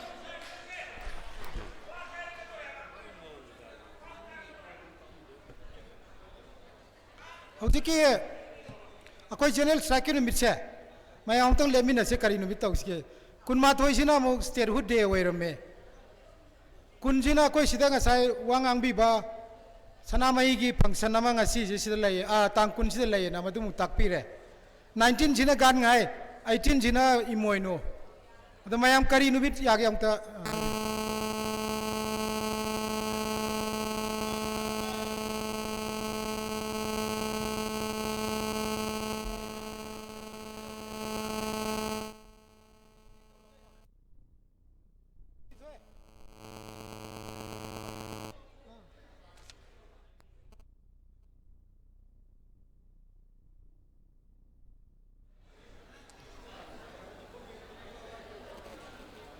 कुनी थोय हाँ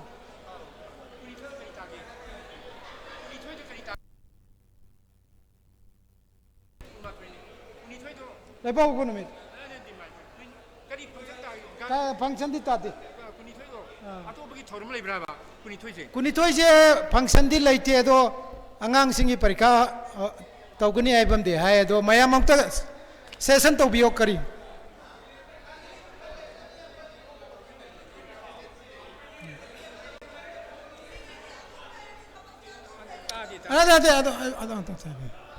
Tadi, my view.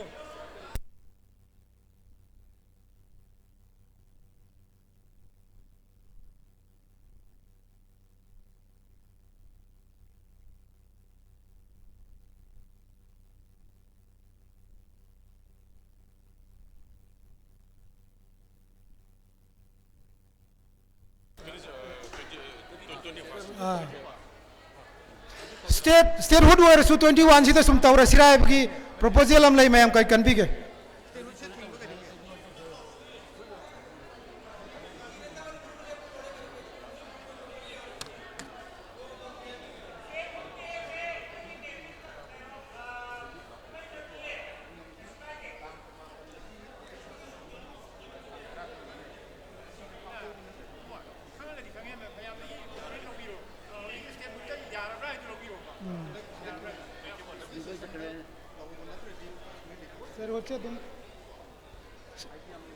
State hood day से मैम मजुम तौबदा मैम मोट कई लेबी हाँ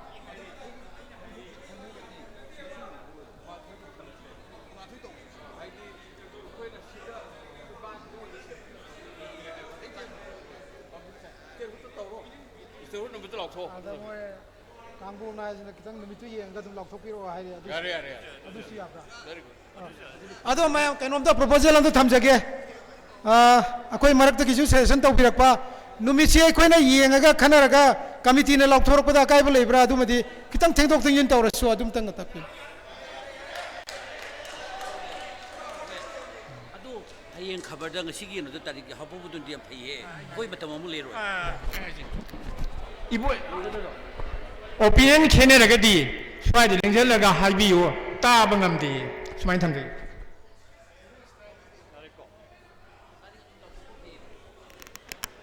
मैम अखोगी प्रेसिडेंट ओइबिरिबा पाबुंग मोहिंद्रोना अरोइबोइना वाफम खर थंबिरगा मैम पुन्ना काइना मिनसि मैम वासु वाना मिनिट मंगा त्रादा ngai मिनसि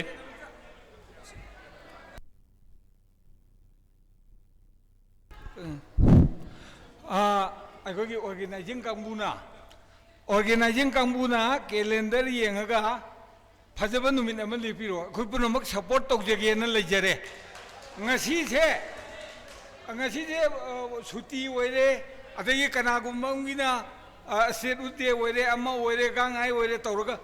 बन्नमगा थेंगनबसे इफेक्टिव ओइगदब मानदेबा लिसांग छिन सुति लेतना लेबा मतम अमदेबा नोंग लेपगा तौसेबा ngasi ju gang nai tawgi suti thari heng hayeng ju balmu leibado effective oiroi nong khaktan tawsi yeng si changyeng madui mathang dai ba yadre dana thawai thaduk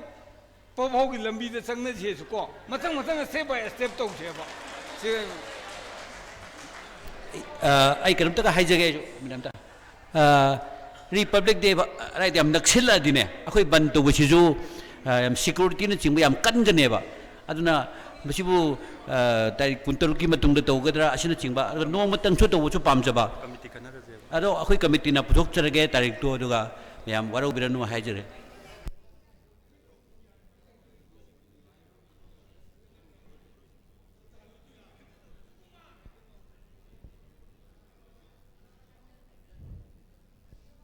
मयाम पुना पु खोरमजरी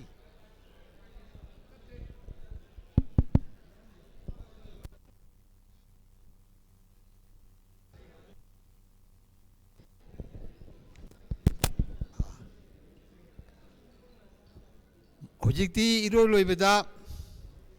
जायदुना मागी लेंगाकु heli अदगी मिओइबा individual बु जातीयदुना heli हाइबदु तारे हुजि आइखोय movement तौबदगी कइसु हंदोक निंगाय लेते तौबदा वइखोयना मणिपुरदा लेरिबा Lyra चुदतबा कांगबुसु आइखोय येंगबा ताई अदना ngसाइगी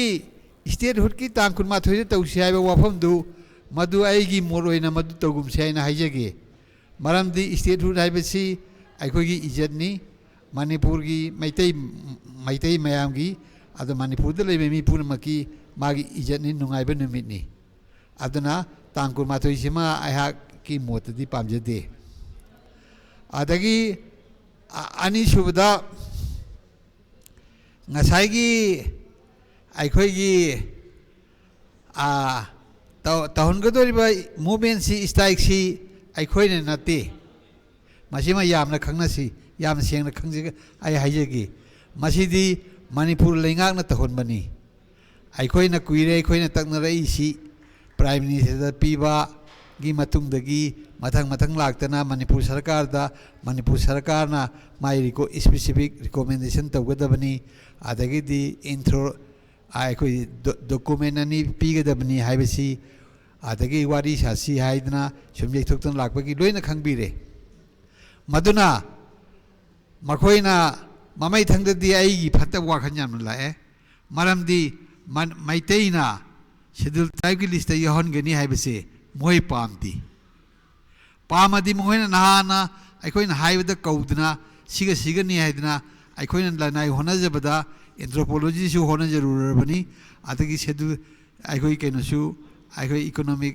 केनसु होना जरूरबनी अखोइना मसी पुनमक लोइना थौरांग तौना अखोइ चोंथोक्तना अखोइ तौजगेना लोइना हाइबिरप गातनी मरम अदुना अखोइन तौदोरिबा strike असे मसी मणिपुर की लेंगाकना तौहनबनी मखोइना अखोइबु नुसिदे हाइबसी आई थांगै सेंना हाइजरिबनी अदुना अखोइ हुजिक्ति ममई थंगदि तौब तारे अखोइ जाति कन्ब ताबनी मैतै जाति हाइबसे कन्ब ताबनी मा सुतु तुहनबा यादे इतिहास त लेब कांगबुनी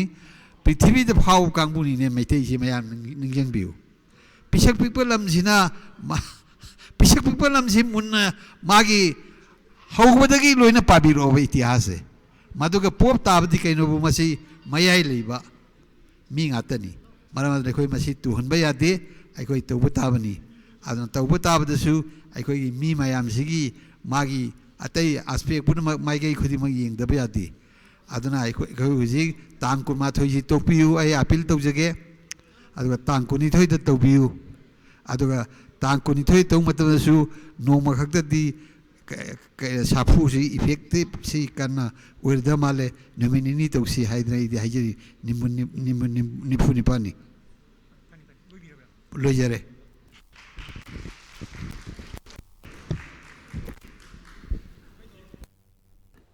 थोरमसे लोचिनजरकपग लोइना एकोइ थागर वारोन हेक पीबल लोइबगा मया ममांगदा होलसिंग मांगदा मिनिट अमतंग एकोइ पुन्ना लेमिनर कांदा लाउमिनसे अन हजि अरोइ बोइना थागर वारोन पीनबगिदमता Ningthoujam पकपाकपो कोक्सिनजरी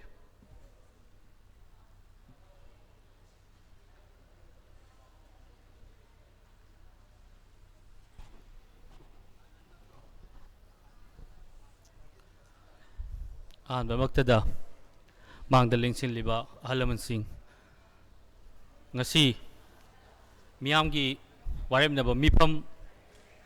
sidaisda lengbira iba ahalaman sing marumapang satra mahiroi sing amadi print and electronic media gi tongan ba live streaming tawbiriba mayam singjibo aham muktada kai kumna uchari ngasi siliba miyamgi waremnaba mifam asina akoina sangsaliba khongjang asigi loidi phawba akoina panthung asi phangdri phaw sangsan ba matamda mayamgi mateng soidana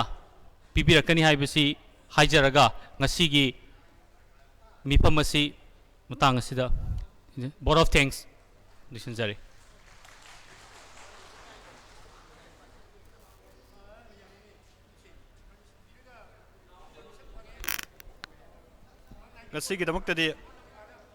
ngasigidamaktadi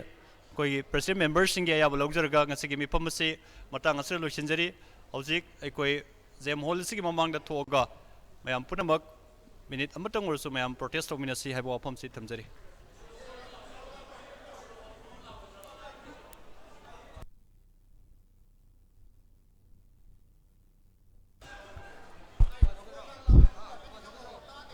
mayam लाउगदब स्लोगाना अकोई मिटैबू S T list चननब recommendation Manipur government हाइरपकान मैम थागदबनी हाइना लाउबीब मिटैबू एस टी लिस्ट चननब रिकमेंडेशन मणिपुर गवर्नमेंट अथु मतमदा मैम थागदबनी हाइदना अदमाय लाउबीब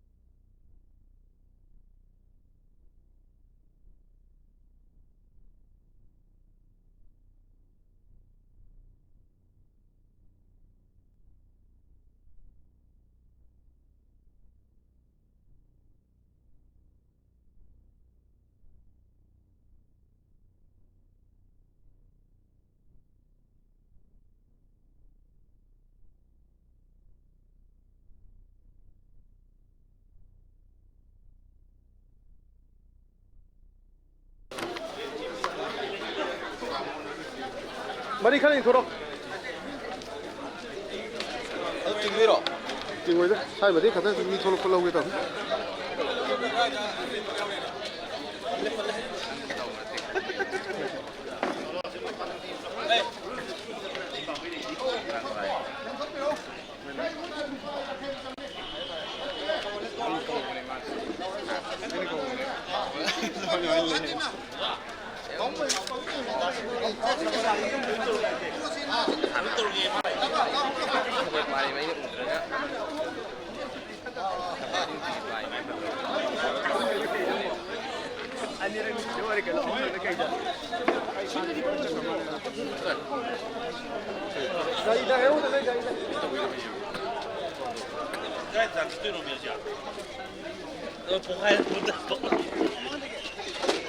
उपाय ले लो 머리 그럼 아빠 시시 아한기 어머니 나한테 여한테 야 아한테 거기 거기 해니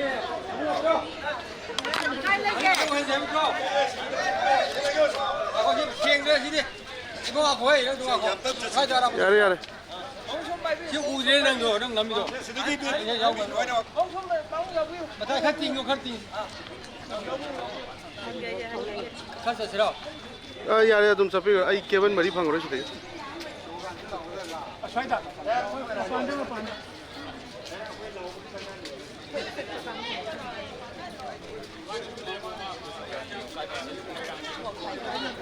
시르디 야옥도부터 mang tới lẩu nói có hết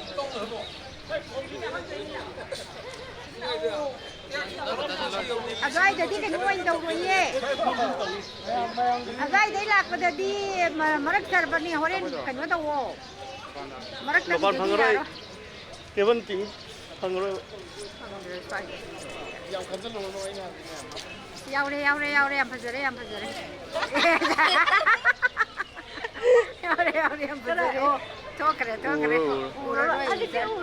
ura rồi sẽ cái này lôi đi